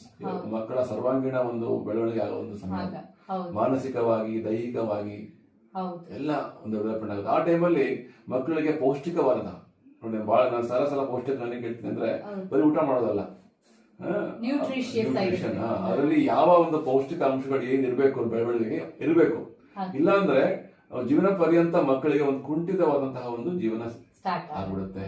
Stunted life, growth ಆಗಿರೋದಿಲ್ಲ, ಮೆಂಟಲ್ ಗ್ರೋತ್ ಆಗಿರೋದಿಲ್ಲ, ಇಂಟೆಲೆಕ್ಚುಯಲ್ ಗ್ರೋತ್ ಆಗಿರೋದಿಲ್ಲ. ಸೊ ಆ ರೀತಿ this one something which is very crucial. So ಇದು ಒಂದು ಉದ್ದೇಶದಿಂದ ನಾವು ಈ ಮಧ್ಯಾಹ್ನ ಭೋಜನವನ್ನ ಒಂದು ಸೆಂಟ್ರಲೈಸ್ಡ್ ಕಿಚನ್ಸ್ ಅಲ್ಲಿ ತಯಾರು ಮಾಡಿ ಅದನ್ನ ಪ್ರತಿಯೊಂದು ಸ್ಕೂಲ್ಗೂ ತಲುಪಿಸೋ ಒಂದು ಕಾರ್ಯಕ್ರಮ ಶುರು ಮಾಡಿದ್ದು ಕ್ರಮೇಣವಾಗಿ ಅದು ಶುರುವಾಗಿ ಈಗ 25 ವರ್ಷ ಆಯ್ತು. ನಾವು ಪ್ರತಿನಿತ್ಯ ಈಗ ಸುಮಾರು 23.5 ಲಕ್ಷ ಮಕ್ಕಳಿಗೆ ಭಾರತಾದ್ಯಂತ ಸುಮಾರು 78 ಅಡುಗೆ ಮನೆಗಳಿಂದ ನಾವು ಪ್ರತಿನಿತ್ಯ ಮಧ್ಯಾಹ್ನ ಬಿಸಿ ಊಟವನ್ನು ಕೊಡ್ತಾ ಇದ್ದೇವೆ. ಇದಲ್ಲದೆ ಸುಮಾರು 2 ವರ್ಷದಿಂದ ನಾವು ಬೆಳಗಿನ ಒಂದು ತಿಂಡಿಯ ಕಾರ್ಯಕ್ರಮ ಸಹ ಶುರು ಮಾಡಿದ್ವಿ, breakfast program in many places. In Karnataka ಶುರು ಮಾಡಿದ್ದೇವೆ, ಗುಜರಾತ್ ಶುರು ಮಾಡಿದ್ವಿ. ಈ ರೀತಿ ಶುರುವಾಗಿದೆ. ಬೇರೆ ಕಡೆ ಶುರುವಾಗೋದಕ್ಕೆ ಎಲ್ಲರೂ ನಮ್ಗೆ ಇನ್ವಿಟೇಷನ್ ಬರ್ತಾ ಇದೆ. ಅದೊಂದು ಸುಮಾರು 10 ಲಕ್ಷ ಮಕ್ಕಳಿಗೆ ಪ್ರತಿದಿನ ಬೆಳಗ್ಗೆ ಬ್ರೇಕ್ಫಾಸ್ಟ್ ಕಾರ್ಯಕ್ರಮ ಶುರು ಮಾಡಿದ್ವಿ. ಅದಲ್ಲದೆ ವೃಂದಾವನದಲ್ಲಿ ಸುಮಾರು ಶುರುವಾದಾಗಿಂದ ಆಲ್ಮೋಸ್ಟ್ ನನ್ನ ನೆನಪಿನಂಗೆ 20 ವರ್ಷದಿಂದ ನಾವು ವೃಂದಾವನದಲ್ಲಿ ವಿಧವಾ ಮಾತೆಯರಿದ್ದಾರೆ. ವಿಶೇಷವಾಗಿ ಭಾರತದಲ್ಲಿ ಕಾಶಿ ಮತ್ತು ವೃಂದಾವನ 2 ಜಾಗದಲ್ಲಿ ನಾರ್ತ್ ಇಂಡಿಯಾ, ಉತ್ತರ ಭಾರತದಲ್ಲಿ ಏನಾಗಿದೆ ಅಂದ್ರೆ ಒಂದು ಪ್ರಥಾ ಇದೆ. ಅವರ ಮನೆಗಳಲ್ಲಿ ಗಂಡ ತಿರ್ಕೊಂಡ್ಮೇಲೆ ಹೆಂಗಸರನ್ನ ಇಲ್ಲಿ ಕಳ್ಸಿಬಿಡ್ತಾರೆ. ಸೊ ವಿಧವೆಯರ ಒಂದು ಬಹಳಷ್ಟು ವಿಧವೆಯರು ಇದರಲ್ಲಿ. ಅವರಿಗೆಲ್ಲ ನಾವು ಪ್ರತಿದಿನ 2 ಊಟವನ್ನ, ಮಧ್ಯಾಹ್ನ ಮತ್ತು ಸಾಯಂಕಾಲ ಊಟವನ್ನು ಕೊಡ್ತೇವೆ. ಸ್ವಲ್ಪ ಕೆಲವು ದೇವರಂತೂ 70-80 ವರ್ಷ 90 ವರ್ಷ ಅಲ್ಲೇ ಇದ್ದಾರೆ. ಅಲ್ಲಿ ಗೌರ್ಮೆಂಟ್ ಅವರು ಆಶ್ರಮ ಮಾಡಿದ್ದಾರೆ, ನೋಡ್ಕೊಳ್ತಾರೆ. ಸೊ ನಮ್ಮ ಅಕ್ಷಯಪಾತ್ರೆಯಿಂದ ಪ್ರತಿನಿತ್ಯ ಅವರಿಗೆ 2 ಊಟವನ್ನು ಕೊಡ್ತೇವೆ. ಸೊ ಈ ರೀತಿ Akshaya Patra is diversified itself into widow feeding and also morning breakfast ನಾವು ಅಪಾರ್ಟ್ ಫ್ರಮ್ ವಿಟಮಿನ್ಸ್. ಸೊ ಈ ಕಾರ್ಯಕ್ರಮದ ಒಂದು ಪ್ರೇರಣೆಯಿಂದ ನಾವು 2 ವರ್ಷಗಳ ಹಿಂದೆ we wanted to go out of India and do our services. In fact, ಅಕ್ಷಯಪಾತ್ರೆ ಶುರು ಆದಾಗಿಂದ ಸಾಕಷ್ಟು ಬೇರೆ ದೇಶಗಳಿಂದ, ಫಾರ್ ಎಕ್ಸಾಂಪಲ್ ಕೇನ್ಯಾ ಆಯಿತು, ಇಂಡೋನೇಷ್ಯಾ ಆಯಿತು, ಅವರೆಲ್ಲ ನಮ್ಮ ಅಕ್ಷಯಪಾತ್ರೆ ಒಂದು ತಂತ್ರಜ್ಞಾನವನ್ನ ತಿಳ್ಕೊಂಡು ಅವರ ದೇಶಗಳಲ್ಲೇ ಅವರು ಶುರು ಮಾಡಿದ್ದಾರೆ. Inspiration. So we are always ready to open share our knowledge, understanding, technology ಇರುತ್ತೆ. ಆ ರೀತಿ ನಾವು ನಮ್ಮ ಈ ಕಾರ್ಯಕ್ರಮವನ್ನ ಬೇರೆ ಹೊರ ದೇಶಗಳಲ್ಲೂ ಮಾಡಬೇಕು ಅನ್ನೋ ಉದ್ದೇಶದಿಂದ ಅಮೆರಿಕ ದೇಶದಲ್ಲಿ ನಾವು ಶುರು ಮಾಡಿದ್ದೀವಿ. So out of India Akshaya Patra is called as world food movement. ಆಗ್ಲೇ UK ಯಲ್ಲೂ ಶುರು ಆಗಿದೆ. That was known as Akshayapatra 10 years ago. Even now it is going on. University students. Now specifically we want to call it as World Food Movement. So ಅಲ್ಲಿ ಏನಾಗ್ತದೆ ಅಂದ್ರೆ ಪಾಶ್ಚಾತ್ಯ ರಾಷ್ಟ್ರಗಳಲ್ಲಿ ನಮ್ಮ ಭಾರತ ಆಯ್ತು, ಬೇರೆ ಬೇರೆ ಈ ಡೆವಲಪಿಂಗ್ ಕಂಟ್ರೀಸ್ ಮಕ್ಕಳು ಏನಿದೆ, students go there. So they somehow managed to go there, 80% of them. But they are finding ಅವರಿಗೆ basic necessities, food and shelter ಸ್ವಲ್ಪ ಚಾಲೆಂಜ್ ಇರುತ್ತೆ. ಎಸ್ಪೆಷಲಿ ಎಷ್ಟು ಜನ ಬೇರೆ ದೇಶಗಳಿಂದ ಎಲ್ಲ ಅಂದ್ರೆ ನಮ್ಮ ಒಂದು ಇಂಡಿಯಾದಿಂದ ಬಂದು ಪಾಶ್ಚಾತ್ಯ ದೇಶಗಳಲ್ಲಿ ಓದ್ಕೊಂಡು ಅವ್ರ ಕೆಲಸ ಬೇರೆ ಮಾಡ್ಕೊಂಡು ಬಹಳ ಕಷ್ಟ. ಅದು ಫೈನಾನ್ಷಿಯಲಿ ಎಲ್ಲ ಎಜುಕೇಶನ್ ಅಲ್ಲಿ ಫೋಕಸ್ ಮಾಡಕ್ಕಾಗಲ್ಲ ಪಾಪ. Same problem. ಹೌದು. ಸೊ ಅಲ್ಲಿ ನಾವು ಬಹಳಷ್ಟು ಇದೆ.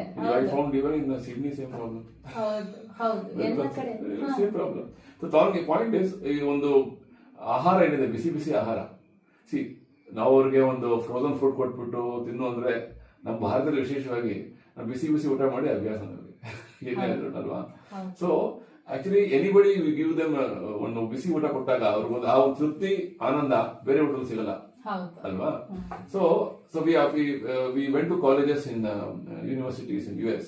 At least now we are doing in 20 universities in US. Wow. In Los Angeles, in New Jersey, New York, Washington DC, That's Dallas huge actually. ಆಯ್ಕೆ Yes. ಮಾಡ್ತಿದ್ದೀವಿ. Yeah. ಸೊ ಈ ರೀತಿಯಾಗಿ ಅಲ್ಲಿ ಯೂನಿವರ್ಸಿಟಿಲಿ we are giving them meal based on their taste. Taste okay. ಅವ್ರು ಹೇಗೆ ಈಗ ಅಂದ್ರೆ ಈಗ ಅವ್ರು ಹೇಗೆ ಕಾಂಟ್ಯಾಕ್ಟ್ ಮಾಡ್ಬೇಕು? ಈಗ ನಿಮ್ಗೆ ಏನಾದ್ರು ಇಲ್ಲಿರೋ ಸ್ಟೂಡೆಂಟ್ಸ್ ಗಳೆಲ್ಲ ಹೇಗೆ ಕಾಂಟ್ಯಾಕ್ಟ್ ಮಾಡ್ಬೇಕು? ಏನಾಗುತ್ತೆ ಅಂದ್ರೆ ಯೂನಿವರ್ಸಿಟಿಲಿ there be the student body ಅದೇ ಅಲ್ಲಿ ಅಡ್ಮಿನಿಸ್ಟ್ರೇಷನ್ ಇರುತ್ತೆ. ಅವ್ರ ಮೂಲಕ they can contact WFM, world food movement ಇಲ್ಲಿ. WFM ಅಂತ. ಸೊ ಅವ್ರನ್ನ ಕಾಂಟ್ಯಾಕ್ಟ್ ಮಾಡಿದ್ರೆ ಎಲ್ಲಿ ಯೂನಿವರ್ಸಿಟಿ ನಮ್ಮ ಇಂಡಿಯನ್ ಸ್ಟೂಡೆಂಟ್ಸ್ ಯಾರ್ಯಾರಿದ್ದಾರೆ ಅಥವಾ ಯಾರ ಸ್ಟೂಡೆಂಟ್ಸ್ ಅವರು ಕಾಲೇಜ್ ಯೂನಿವರ್ಸಿಟಿನ ಒಂದು ಅಫಿಷಿಯಲ್ ಆಗಿ ಒಂದು ಪರ್ಮಿಷನ್ ತಗೊಂಡ್ರೆ we can set up we can go and have proper discussion. We can see how to initiate the program there. Okay. So ಅವ್ರಿಗೆ ಫುಡ್ ಎಲ್ಲ ಡೆಲಿವರಿ ಎಲ್ಲ ಅಲ್ಲೇ ಮಾಡ್ಕೊಡ್ತಾರೆ. Will have centralised kitchen in one place. Okay. ಒಂದು ಜಾಗ ಇರುತ್ತೆ, ಅಲ್ಲಿಂದ will deliver the food there. So it's a wonderful program. Basically, ನಮ್ಮ ಒಂದು ಮಕ್ಕಳಿಗೆ ಸ್ಟೂಡೆಂಟ್ಸ್ಗೆ nationality is secondary. ಹೌದು. But we want to see that every student ಹೌದು have proper education. Everyone has a like they are all eligible. ನೋಡಿ, ಅಕ್ಷಯ ಪತ್ರ ಉದ್ದೇಶ ಏನಂದ್ರೆ, ಮಿಷನ್ ಏನಂದ್ರೆ, ಮಕ್ಕಳು ಹಸಿವಿನ ಕಾರಣದಿಂದ ಶಿಕ್ಷಣದಿಂದ ವಂಚಿತರಾಗಬಾರದು. ಅದೇ main. Same thing for same vision we have for WFM also, world food movement. ಈ ಹಸಿವಿನ ಕಾರಣವಾಗಿ ಅವರು ಶಿಕ್ಷಣದಿಂದ ವಂಚಿತರಾಗಬಾರ್ದು ಮಕ್ಕಳುಗಳು ಶಿಕ್ಷಣದಿಂದ. Okay. Such A wonderful thought as well actually. ಒಬ್ಬರು ಅನ್ನದಾನ ಮಹಾದಾನ ಅಂತ ಕೂಡ ಹೇಳ್ತಾರೆ. ಸೊ ನೀವು ಒಂದು ಇಂಡಿಯಾದಲ್ಲಿ 2000 ಸ್ಟಾರ್ಟ್ ಮಾಡಿ ಒಂದು 2026 26 ವರ್ಷಗಳಿಂದ ನೀವು ಎಷ್ಟು ಚೆನ್ನಾಗಿ ಎಕ್ಸ್ಪ್ಯಾಂಡ್ ಮಾಡ್ಕೊಂಡು ಲಾಸ್ಟ್ 2026 ಈ ವರ್ಷದ ಮಾರ್ಚ್ ತಿಂಗಳಲ್ಲಿ ನಾವು 500 ಕೋಟಿ ಅಂದ್ರೆ 5 ಬಿಲಿಯನ್ ಮೀಲ್ಸ್ ಸರ್ವ್ಡ್ ಕ್ಯುಮ್ಯುಲೇಟಿವ್ಲಿ. ಈ ಕಾರ್ಯಕ್ರಮವನ್ನ ಸ್ವತಃ ನಮ್ಮ ರಾಷ್ಟ್ರಪತಿಗಳಾದಂತಹ ಶ್ರೀಮತಿ ದ್ರೌಪದಿ ಮುರ್ಮು ಅವರು ರಾಷ್ಟ್ರಪತಿ ಭವನದಲ್ಲಿ ಇದರ ಒಂದು ಕಮಮರೇಷನ್ ಮಾಡಿದ್ರು. ಈಗ ನೀವೊಂದು ಪ್ರಪಂಚದಲ್ಲಿ ಈಗ ಅಮೆರಿಕಾ, ಈಗ ನೀವು ಆಸ್ಟ್ರೇಲಿಯಾಗೆಲ್ಲ ತರ್ತಾ ಇದ್ದೀರಾ. ಸೊ ನೀವು ಹೀಗೆ ಕಂಟಿನ್ಯೂ ಮಾಡ್ಕೊಂಡು ಹೋಗ್ತಾ ಇರಿ. ಎಷ್ಟು ಎಲ್ಲ ಮಕ್ಕಳಿಗೆ ಪೌಷ್ಟಿಕ ಆಹಾರ ಎಷ್ಟು ಮುಖ್ಯ ಅವರ ಒಂದು ಬೆಳವಣಿಗೆಗೆ, ಒಂದು ಡೇ ಟು ಡೇ ಲೈಫ್ಗೆ ಅಂತ. ಸೊ ಈಗ ಆಸ್ಟ್ರೇಲಿಯಾದಲ್ಲಿ ಮಾಡ್ತಾ ಇರೋದು ಇಟ್ಸ್ ರಿಯಲಿ ಗ್ರೇಟ್. ಶುರು ಮಾಡ್ತೀವಿ ಈಗ ವರ್ಕೌಟ್ ಒಂದು ಬೇಸಿಕ್ ಥಿಂಗ್ಸ್. ಯೂನಿವರ್ಸಿಟಿ ಸಾಕಷ್ಟು ಯೂನಿವರ್ಸಿಟಿಗಳ ಜೊತೆ ಮಾತುಕತೆ ಆಗ್ತಾ ಇದೆ. ಇನ್ನೊಂದು 3-4 ಮಂತ್ಸ್ ಶುರು ಮಾಡ್ತೀವಿ, ಸ್ಟಾರ್ಟ್ ಮಾಡ್ತೀರಾ ನೀವು. Actually wonderful actually. ಸೊ ಹಾಗೆ ನೀವು ವೃಂದಾವನ ಚಂದ್ರೋದಯ ಮಂದಿರದ ಉಪಾಧ್ಯಕ್ಷರಾಗಿ ಈ ವಿಶ್ವದ ಅತ್ಯಂತ ಮಹತ್ವಾಕಾಂಕ್ಷೆಯ ದೇವಾಲಯ ಯೋಜನೆಯನ್ನ ನೀವು ಮಾಡ್ಬೇಕು ಅಂತ ಅನ್ಕೊಂಡಿದ್ದೀರಾ. ಸೊ ಈ ಒಂದು ವೃಂದಾವನ ಚಂದ್ರೋದಯ ಮಂದಿರದ ಬಗ್ಗೆ, ಅದರ ಬಗ್ಗೆ ಕೂಡ ಹೇಳಿ. That's a great project actually you undertaken. ನಮ್ಮ ಪ್ರಭುಪಾದರು ವೃಂದಾವನದಿಂದ ಹೊರಟರು. ನನಗೆ ಇತಿಹಾಸ ಹೇಳ್ತಾ ಇದ್ದಲ್ಲ ಅಂತ. ಪ್ರಭುಪಾದರು ಅವರ ಸನ್ಯಾಸವನ್ನ ಅವರು ವೃಂದಾವನ ತಗೊಂಡಿದ್ರು. ಅಲ್ಲಿಂದ ಅವರು 1965 ಅಲ್ಲಿ ವೃಂದಾವನ ಬಿಟ್ಟು ಅಮೆರಿಕಾಗೆ ಬಂದರು. ಮುಖ್ಯವಾಗಿ ಪ್ರಭುಪಾದರ ಒಂದು ಉದ್ದೇಶ ಏನಂದ್ರೆ, ಆ ಸಮಯದಲ್ಲಿ 1965 ಅಲ್ಲಿ ವೃಂದಾವನ ಒಂದು ಚಿಕ್ಕ ಒಂದು ಗ್ರಾಮ, ಅದರ ಒಂದು ಮಹತ್ವ ಯಾರಿಗೂ ಗೊತ್ತಿರಲಿಲ್ಲ ಅಷ್ಟು ಅಲ್ವಾ. ಸೊ ವೃಂದಾವನ ಅಂದ್ರೆ ಭಗವಂತನ ಲೀಲಾ ಸ್ಥಳ. ಭಗವಂತ ಸ್ವತಃ ಅಲ್ಲಿ ಹಲವಾರು ಒಂದು ಕೃಷ್ಣನ ಜನ್ಮಸ್ಥಾನ, ಈ ರೀತಿಯಾಗಿ ಸಾಕಷ್ಟು ಲೀಲಾ ಸ್ಥಳಗಳು ಮತ್ತು ಎಷ್ಟೊಂದು ಒಂದು ಒಂದು ನಮ್ಮ ಪರಂಪರೆ ಇದೆ ಅಲ್ಲಿ. ಆಧ್ಯಾತ್ಮಿಕ ಪರಂಪರೆನೇ ಅಲ್ಲಿ ಸೇರ್ಕೊಂಡಿದೆ. ಅದನ್ನ ವಿಶ್ವಾದ್ಯಂತ ಪ್ರಭುಪಾದರು ಪ್ರಚಾರ ಮಾಡಕ್ ಹೊರಟಿದ್ರು. ಆಯ್ತಲ್ಲ, ಅದನ್ನ ಪ್ರಭುಪಾದರು ಸಾಬೀತು ಮಾಡಿದ್ರು. ಹೋಗಿ ಎಲ್ರಿಗೂ ವೃಂದಾವನ ಏನು, ವೃಂದಾವನದಿಂದ ಭಗವಂತನ ಕೃಷ್ಣನ ಒಂದು ಜ್ಞಾನ ಏನು ಆಗಿದೆ ಅದನ್ನ ಎಲ್ಲಾ ಕಡೆ ಪ್ರಚಾರ ಮಾಡಕ್ ಪ್ರಭುಪಾದರು ಮಾಡಿ ಎಲ್ಲ. ಈಗ ನೋಡಿ, ವೃಂದಾವನ ಅಂದ್ರೆ ಇಟ್ಸ್ ಬಿಕಮ್ ವಿಶ್ವಾದ್ಯಂತ ಇಸ್ಕಾನ್ ಇಂದ ಭಕ್ತರಾಯ್ತು, ಬೇರೆ ಆಯ್ತು, ಜನ ಆದ್ರು. ಜನಕ್ಕೆಲ್ಲ ಗೊತ್ತಾಗಿದೆ ವೃಂದಾವನ ಏನು ಅಂತ. ಈ ಒಂದು ವಿಷಯವಾಗಿ ನಾವೆಲ್ಲ ನಮ್ಮ ಭಾರತದಲ್ಲಿ ಅಟ್ಲೀಸ್ಟ್ ನಮ್ಮ ಕೀರ್ತನೆಗಳಲ್ಲಿ ಅಥವಾ ನಮ್ಮ ಮಾತುಕತೆಗಳಲ್ಲಿ ವೃಂದಾವನ ಅಂತ ಹೇಳ್ತಾ ಇರ್ತೀವಿ. ಔಟ್ಸೈಡ್ ಇಂಡಿಯಾ ವೃಂದಾವನ ಯಾರಿಗೂ ಗೊತ್ತಿರಲಿಲ್ಲ. ಪ್ರಭುಪಾದರ ಒಂದು ಪ್ರಚಾರ ಕಾರ್ಯದಿಂದ ಎಲ್ರಿಗೂ ವೃಂದಾವನ ಗೊತ್ತಾಯಿತು. ಆಮೇಲೆ ಯಾವ ರೀತಿ any place is known by it's monument. ಆಯ್ತಲ್ಲ, ಫಾರ್ ಎಕ್ಸಾಂಪಲ್ ನಿಮ್ಮ ಸಿಡ್ನಿಗೆ ಬಂದ್ರೆ ಏನಪ್ಪ ಮಾನ್ಯುಮೆಂಟ್, ಒಪರಾ ಹೌಸ್. ಒಪರಾ ಹೌಸ್ ಆದ ತಕ್ಷಣ ಇದು ವೃಂದಾವನ, ಇದು ಸಿಡ್ನಿ ಅಂತ. ಆ ರೀತಿ every place has A monument which is very unique for that place. ಆ ರೀತಿ ವೃಂದಾವನದಲ್ಲೂ ಮಥುರಾಲು ಸಾಕಷ್ಟು ಒಂದು ಭವ್ಯವಾದಂತಹ ಮಾನ್ಯುಮೆಂಟ್ಸ್ ಇದ್ವು. ಆದ್ರೆ ಕಾಲಕ್ರಮೇಣ ಹಲವಾರು ಐತಿಹಾಸಿಕ ಘಟನೆಗಳ ಕಾರಣ ಎಲ್ಲ ಒಂದು ಮಾನ್ಯುಮೆಂಟ್ಸ್ ಇಲ್ಲ. ಸೊ ಪ್ರಭುಪಾದರ ಒಂದು ಕನಸಿತ್ತು, ಈ ಬೃಂದಾವನದಲ್ಲಿ ನಾವು ಒಂದು ಭವ್ಯವಾದಂತಹ ಒಂದು ಮಂದಿರವನ್ನ ಮಾಡಬೇಕು. ಈ ರೀತಿಯಾಗಿ ಜನ ಈಗ ಯಾವ ರೀತಿ ನೀವು ಬೃಂದಾವನದಿಂದ 60 ಕಿಲೋಮೀಟರ್ ಆಗ್ರಾ ಇದೆ, ಆಗ್ರಾ ಏನಿದೆ Taj Mahal is actually A wonder of the world. ಈ ರೀತಿ ಆ ಒಂದು ಅದ್ಭುತವನ್ನ ಬೃಂದಾವನದಲ್ಲಿ ಸಹ ಮಾಡಬೇಕು ಅಂತ ಪ್ರಭುಪಾದರ ಒಂದು ಇಚ್ಛೆ. ಆ ಇಚ್ಛೆಯನ್ನ ಸಾಕಾರ ಮಾಡೋದಕ್ಕೋಸ್ಕರ ನಾವು ವೃಂದಾವನ ಚಂದ್ರೋದಯ ಮಂದಿರವನ್ನ ನಿರ್ಮಾಣ ಮಾಡ್ತಾ ಇದ್ದೇವೆ. ಇದು ಗಗನಚುಂಬಿ ಮಂದಿರ ಅಂದ್ರೆ ಸ್ಕೈ ಸ್ಕ್ರೇಪರ್ ಟೆಂಪಲ್. ಇದರ ಒಂದು ಎತ್ತರ 700 ಅಡಿ, 710 ಮೀಟರ್ 700 ಅಡಿ. ಈ ರೀತಿಯಾಗಿ ಒಂದು ಭವ್ಯವಾದಂತಹ ಒಂದು ಮಂದಿರವನ್ನ ಸ್ಥಾಪನೆ ಮಾಡಿ ಆ ಮೂಲಕ ಭಗವಂತನ ಒಂದು ಆ ಲೀಲಾ ಸ್ಥಳದ ಮಹತ್ವವನ್ನ ಎಲ್ರಿಗೂ ಪ್ರಚಾರ ಪ್ರಸಾರ ಮಾಡೋ ಒಂದು ಉದ್ದೇಶದಿಂದ ಜನ ಈ ದೊಡ್ಡ ದೇವಸ್ಥಾನ ಇದೆ, ನೋಡೋಣ. Nowadays people go to different places, ಅಲ್ಲೂ ಹೋಗ್ಬೇಕು ಅನ್ಸುತ್ತೆ, ಅಲ್ಲೂ ಹೋಗೋಣ ನೋಡೋಣ ಏನಿದೆ ಅಂತ. ಅಟ್ಲೀಸ್ಟ್ ಆ ರೀತಿಯಾಗಿ ಭಗವಂತನ ಒಂದು ಧಾಮಕ್ಕೆ ಬಂದು ದೇವಸ್ಥಾನ ನೋಡೋ ಒಂದು ಉದ್ದೇಶದ ಬಂದು ಅಲ್ಲಿ ಏನಕ್ಕೋಸ್ಕರ ಇದು ದೇವಸ್ಥಾನ ಮಾಡಿದ್ದಾರೆ, ಈ ದೇವಸ್ಥಾನ ಏನಿದೆ ಅಂತ ನೋಡಕ್ ಜನ ಬರ್ತಾರೆ. ಸೊ ಆ ದೇವಸ್ಥಾನ ಕೇವಲ ದೇವಸ್ಥಾನ ಅಲ್ಲ, ಅಲ್ಲಿ ನಾವು want to make it as a spiritual complex. ಆಧ್ಯಾತ್ಮಿಕವಾದಂತಹ ಒಂದು ವಾತಾವರಣ ಕೊಡೋದಕ್ಕೆ ಅಲ್ಲಿ ವೃಂದಾವನದಲ್ಲಿ 5,000 ವರ್ಷಗಳ ಹಿಂದೆ ಇದ್ದಂತಹ 12 ವನಗಳನ್ನ ಅದೇ ಒಂದು ವಾತಾವರಣದ ಏನಿತ್ತು ಅದನ್ನ ಮತ್ತೆ ನಾವು ಪುನಃ ಸೃಷ್ಟಿ ಮಾಡೋಕೆ ರೀಕ್ರಿಯೇಟ್ ಮಾಡ್ತಾ ಇದ್ದೀರಾ. ಜನಕ್ಕೆ 5,000 ವರ್ಷಗಳ ಹಿಂದೆ ವೃಂದಾವನ ಹೆಂಗಿತ್ತು, ಅಲ್ಲಿ ಅಕ್ಕಪಕ್ಕದಂತಹ ವನಗಳು ಹೆಂಗಿದ್ವು, ಅಲ್ಲಿ ಕುಂಡಗಳು ಒಂದು ನದಿಗಳು ಹೆಂಗಿದ್ವು, ಆ ಒಂದು ಪರಿಚಯ ಕೊಡೋದು. ಬೆಳೆದಿದ ಪ್ಲೇಸ್ ನ ಜನಗಳಿಗೆ ತೋರಿಸ್ಬೇಕು, ಅವರಿಗೆ 5,000 ವರ್ಷಗಳ ಆ ಒಂದು ಇತಿಹಾಸ ಕೊಡಬೇಕು. ಅದಲ್ಲದೆ ಮಾಡರ್ನ್ ಡೇ ಮಕ್ಕಳಿಗೆ ಆಯ್ತು, ಯುವಕರಿಗೆ ಆಯ್ತು, ಏನೇ ಪಾಪ್ಯುಲೇಷನ್ ನೀಡ್ಸ್ ಟೆಕ್ನಾಲಜಿ, ಟೆಕ್ನಾಲಜಿ ಜೊತೆ ಬಹಳಷ್ಟು ಅವರು ತಂತ್ರಜ್ಞಾನ ಜೊತೆ ಬಹಳಷ್ಟು ಅವರ ಒಂದು they are playing with that. So ನಾವು ಟೆಕ್ನಾಲಜಿ ಯೂಸ್ ಮಾಡಿ the modern day theme park ಏನಿದೆ ಅದರ ಕೃಷ್ಣ ಲೀಲಾ ಥೀಮ್ ಪಾರ್ಕ್ ಮಾಡಬೇಕು ಅಂತ ಉದ್ದೇಶ ಇದೆ. ಅದಲ್ಲದೆ we want use the latest technology to give them, ನಮ್ಮ ಸಂಸ್ಕೃತಿಯ ಒಂದು ಪರಿಚಯ ಕೊಡಬೇಕು ಅಂತ ಉದ್ದೇಶ. VR ಟೆಕ್ನಾಲಜಿ ಆಯ್ತು, ವರ್ಚುವಲ್ ರಿಯಾಲಿಟಿ ಟೆಕ್ನಾಲಜಿ ಆಯ್ತು, AI ಆಯ್ತು. ಸೊ ಅದೆಲ್ಲ ಪ್ಲಾನಿಂಗ್ ನಲ್ಲಿ ನಡೀತಾ ಇದೆ. ಈಗ ಫಸ್ಟ್ ಫೇಸ್ ಆ ದೇವಸ್ಥಾನದ ಫಸ್ಟ್ ಫೇಸ್ ಓಪನ್ ಆಗಿದೆ public. Second phase is going on. In other 4 years it will be ready. 4 years ಅಲ್ಲಿ ಮಾನ್ಯುಮೆಂಟ್ ಫುಲ್ ಎಲ್ಲ ಒಂದು ರೆಡಿ ಆಗುತ್ತೆ. ಆಕ್ಚುಲಿ ಅದು ಒಂದು ನಮ್ಮ ವರ್ಲ್ಡರ್ ಆಗ್ಲಿ ಅಂತ ನಾನು ಆಶಿಸ್ತೀನಿ. ಹೌದು ತುಂಬಾ ಒಂದು ದೊಡ್ಡ ಪ್ರಾಜೆಕ್ಟ್ ಅಂತಾನೆ ಹೇಳ್ಬೋದು. ಈಗ ನೀವು ಅಂದ್ರೆ ಒಂದು 700 feet ಅಂತ ಹೇಳ್ತಾ ಇದ್ರೆ ಟವರ್ ಏನಿದೆ ಸ್ಟ್ರಕ್ಚರ್, ಹೆರಿಟೇಜ್ ಟವರ್ ಅದು 700 ಅಡಿ. ಅದಲ್ಲದೆ ಸುಮಾರು 110 ಎಕರೆಯಲ್ಲಿ ಈ ಕಾರ್ಯಕ್ರಮ ನಡೀತಾ ಇದೆ, ಈ ಒಂದು ಪ್ರಾಜೆಕ್ಟ್ ಮಾಡ್ತಾ ಇದೆ. ಅಮೇಜಿಂಗ್. ಸೊ ಹಾಗೆ ಪ್ರಭುಜಿ ಅವರೇ, ನೀವು ಬಂದಿರೋ ಮತ್ತೊಂದು ಉದ್ದೇಶ ಏನಂದ್ರೆ ನಿಮ್ಮ ಒಂದು ಅಪ್ಕಮಿಂಗ್ ಇವೆಂಟ್ ಕೂಡ ಈ ಹೆರಿಟೇಜ್ ಫೆಸ್ಟ್ ಅಂತ, ಈ ಒಂದು ಕಲ್ಚರಲ್ ಕಾರ್ನಿವಲ್ ಫಾರ್ ಚಿಲ್ಡ್ರನ್ ಅಂತಾನೆ ಹೇಳ್ಬೋದು. ಬನ್ನಿ ಪ್ರಭುಜಿ ಮೂಲಕನೇ ತಿಳ್ಕೊಳ್ಳೋಣ, ಏನು ಇದು ಒಂದು ಹೆರಿಟೇಜ್ ಫೆಸ್ಟ್, ಅದ್ರ ಬಗ್ಗೆ ನೀವು ಹೇಳಿದ್ರು. ಸೊ ನಾವು ಶುರುವಲ್ಲಿ ಚರ್ಚೆ ಮಾಡಿದ ಹಾಗೆ ಇಸ್ಕಾನ್ ಉದ್ದೇಶ ಏನಂದ್ರೆ ವ್ಯವಸ್ಥಿತವಾಗಿ ಸಮುದಾಯ, ಈ ಎಲ್ಲ ಜನರ ಮಕ್ಕಳಾಯ್ತು, ದೊಡ್ಡವರಾಯ್ತು, ಹಿರಿಯರಾಯ್ತು, ಎಲ್ರಿಗೂ ನಮ್ಮ ಆಧ್ಯಾತ್ಮಿಕ ಜ್ಞಾನವನ್ನ ವ್ಯವಸ್ಥಿತವಾಗಿ ಕೊಡಬೇಕು ಅಲ್ವಾ, ಸಿಸ್ಟಮ್ಯಾಟಿಕ್ ಕೊಡಬೇಕು. ಸೊ ಮಕ್ಕಳಿಗೆ ಒಂದು ಈ ರೀತಿಯಾದಂತಹ ಕಾಂಪಿಟೇಷನ್ಸ್ ಮಾಡೋದ್ರಿಂದ ಏನಿದೆ, ಹೆರಿಟೇಜ್ ಫೆಸ್ಟ್ ಅಂದ್ರೆ ಸಾಂಸ್ಕೃತಿಕವಾದಂತಹ ಒಂದು ಉತ್ಸವ. ಇದರಲ್ಲಿ ಮಕ್ಕಳಿಗೆ ನಾವು ನಮ್ಮ ಒಂದು ಸಂಸ್ಕೃತಿಯ ಆಧಾರದ ಮೇಲೆ ನೃತ್ಯ ಒಂದು ಸ್ಪರ್ಧೆ ಆಯ್ತು, ಅಥವಾ ಗಾಯನ ಸ್ಪರ್ಧೆ, ಅಥವಾ ಒಂದು ಕಲರಿಂಗ್ ಆಯ್ತು, ಪೇಂಟಿಂಗ್ ಆಯ್ತು, ಅಥವಾ ಡ್ರಾಮಾ ಆಯ್ತು, ಅದೇ ರೀತಿ ಕ್ವಿಜ್. ನೀವು ಭಗವದ್ಗೀತೆ 2 ಅಧ್ಯಾಯ ಓದ್ಕೊಂಡ್ ಬನ್ನಿ, ನೀವು ಕ್ವಶನ್ ಕೇಳ್ತೀವಿ. ಅಂದ್ರೆ ಮಕ್ಕಳಿಗೆ ಆಧ್ಯಾತ್ಮಿಕವಾಗಿ ಒಂದು ತಯಾರಿನ ಮಾಡ್ಕೊಂಡು ಬರ್ಬೇಕು ಅಲ್ಲಿ. ಫಾರ್ ಎಕ್ಸಾಂಪಲ್ ನೀವು ಒಂದು ಸಾಂಗ್ ನೀವು ಹೇಳ್ಬೇಕು ಅಂದ್ರೆ ನಾವು ಸಾಧಾರಣ ಸಾಂಗ್ ಅಲ್ಲ, ಭಗವಂತ ಕೃಷ್ಣನ ಮೇಲೆ ಒಂದು ಗೀತೆಯನ್ನ ನಾವು ಕೀರ್ತನೆಯನ್ನ ಕರ್ಕೊಂಡು ಬನ್ನಿ. ಡಾನ್ಸ್ ಆದ್ರೂ ಭಗವಂತನ ಒಂದು ಆಧ್ಯಾತ್ಮಿಕವಾದಂತಹ ಒಂದು ಭಕ್ತಿಯ ಒಂದು ನೃತ್ಯವನ್ನು ಕಲ್ತ್ಕೊಂಡ್ ಬನ್ನಿ. ಒಂದು ಚಿಕ್ಕ ಮಗುಗೆ ಒಂದು ಪೇಂಟಿಂಗ್ ಮಾಡೋದಕ್ಕೆ ಅಥವಾ ಕಲರಿಂಗ್ ಮಾಡಕ್ಕೆ ಕೊಟ್ಟಾಗ ಭಗವಂತನ ಕೃಷ್ಣನ ಆಯ್ತು, ಅಥವಾ ನಮ್ಮ ಭಾಗವತದಲ್ಲಿ ಬರುವಂತಹ ಒಂದು ಕ್ಯಾರೆಕ್ಟರ್ಸ್, ಅದ್ರ ಮೇಲೆ ಅವರು ಚಿತ್ರವನ್ನ ಮಾಡಬೇಕು.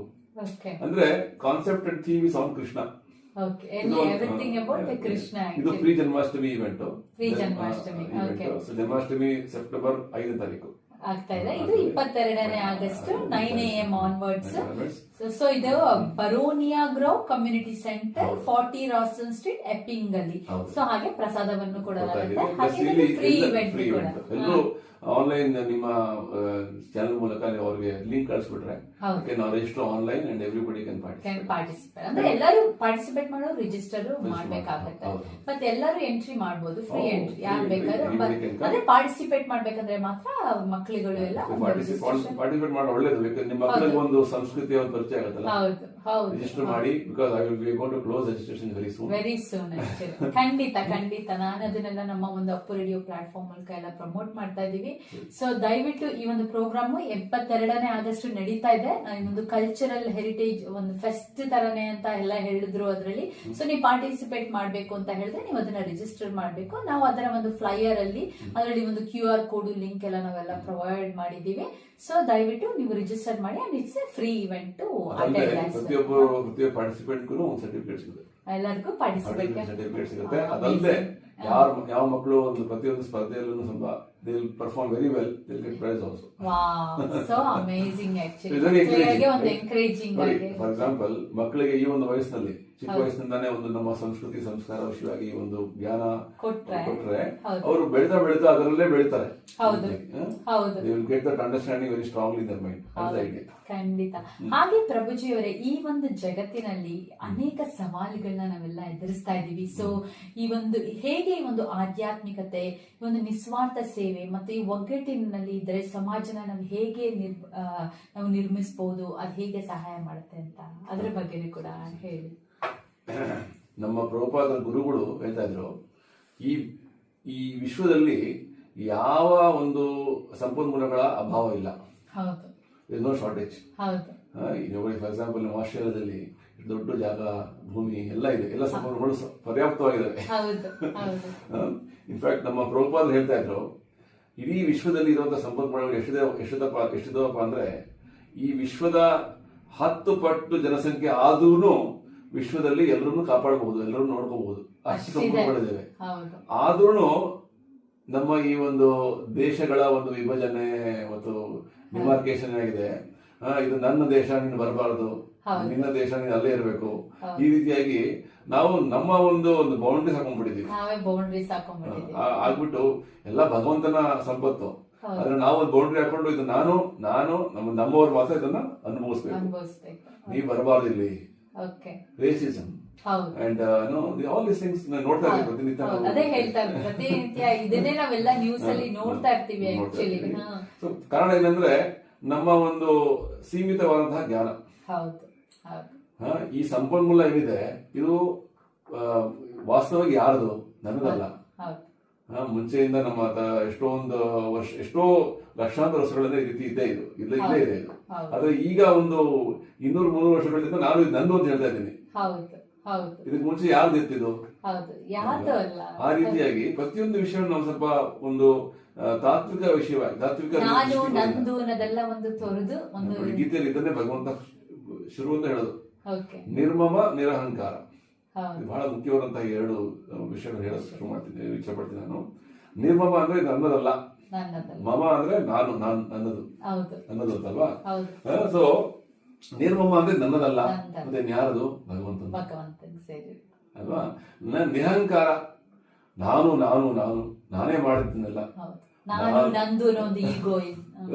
ಸೊ ಅಹಂ ಮಮ, ಇದನ್ನ ಬಿಡಬೇಕು ಅಂತ ಭಗವಂತ ಹೇಳ್ತಾನೆ. ಸೊ ಇದನ್ನ ನಾವು ಇಟ್ಕೊಂಡಿದ್ದಾಗ, ಇದನ್ನೇ ಒಂದು ನಾನು ನನ್ನದಂತ ಒಂದು ಭಾವನೆ ಇದ್ದಾಗ ಒಗ್ಗಟ್ಟಲ್ಲಿ ಬರುತ್ತೆ ಅಲ್ವಾ.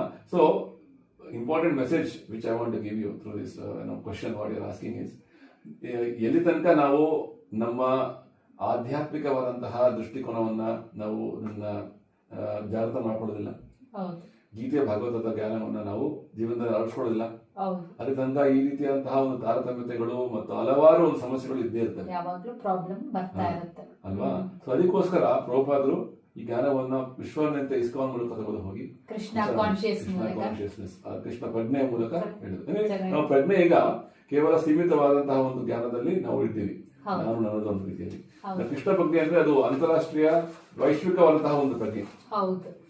ಸೊ ಆ ಒಂದು ಪ್ರಜ್ಞೆಯ ಮೂಲಕ ಯಾವಾಗ ನಾವು ಆ ಒಂದು ಪ್ರಜ್ಞೆಗೆ ನಾವು ನಮ್ಮ ಎಲಿವೇಶನ್ ಆಗುತ್ತೆ, ಆಗ ಎಲ್ಲ ಸಮಸ್ಯೆಗಳು ತಂತಾನೆ ಖತಮ್. ಎಲ್ಲ ಬಹಳ ಚೆನ್ನಾಗಿ ಎಲ್ಲ ವಿವರಿಸಿದ್ರಿ. ನಮ್ಮ ಪ್ರೋಗ್ರಾಮ್ ಇನ್ನೇನ್ ಮುಗ್ದೋಗ್ತಾ ಇದೆ, ಇನ್ನೊಂದೆರಡು ನಿಮಿಷ ಇದೆ ಅಷ್ಟೇ.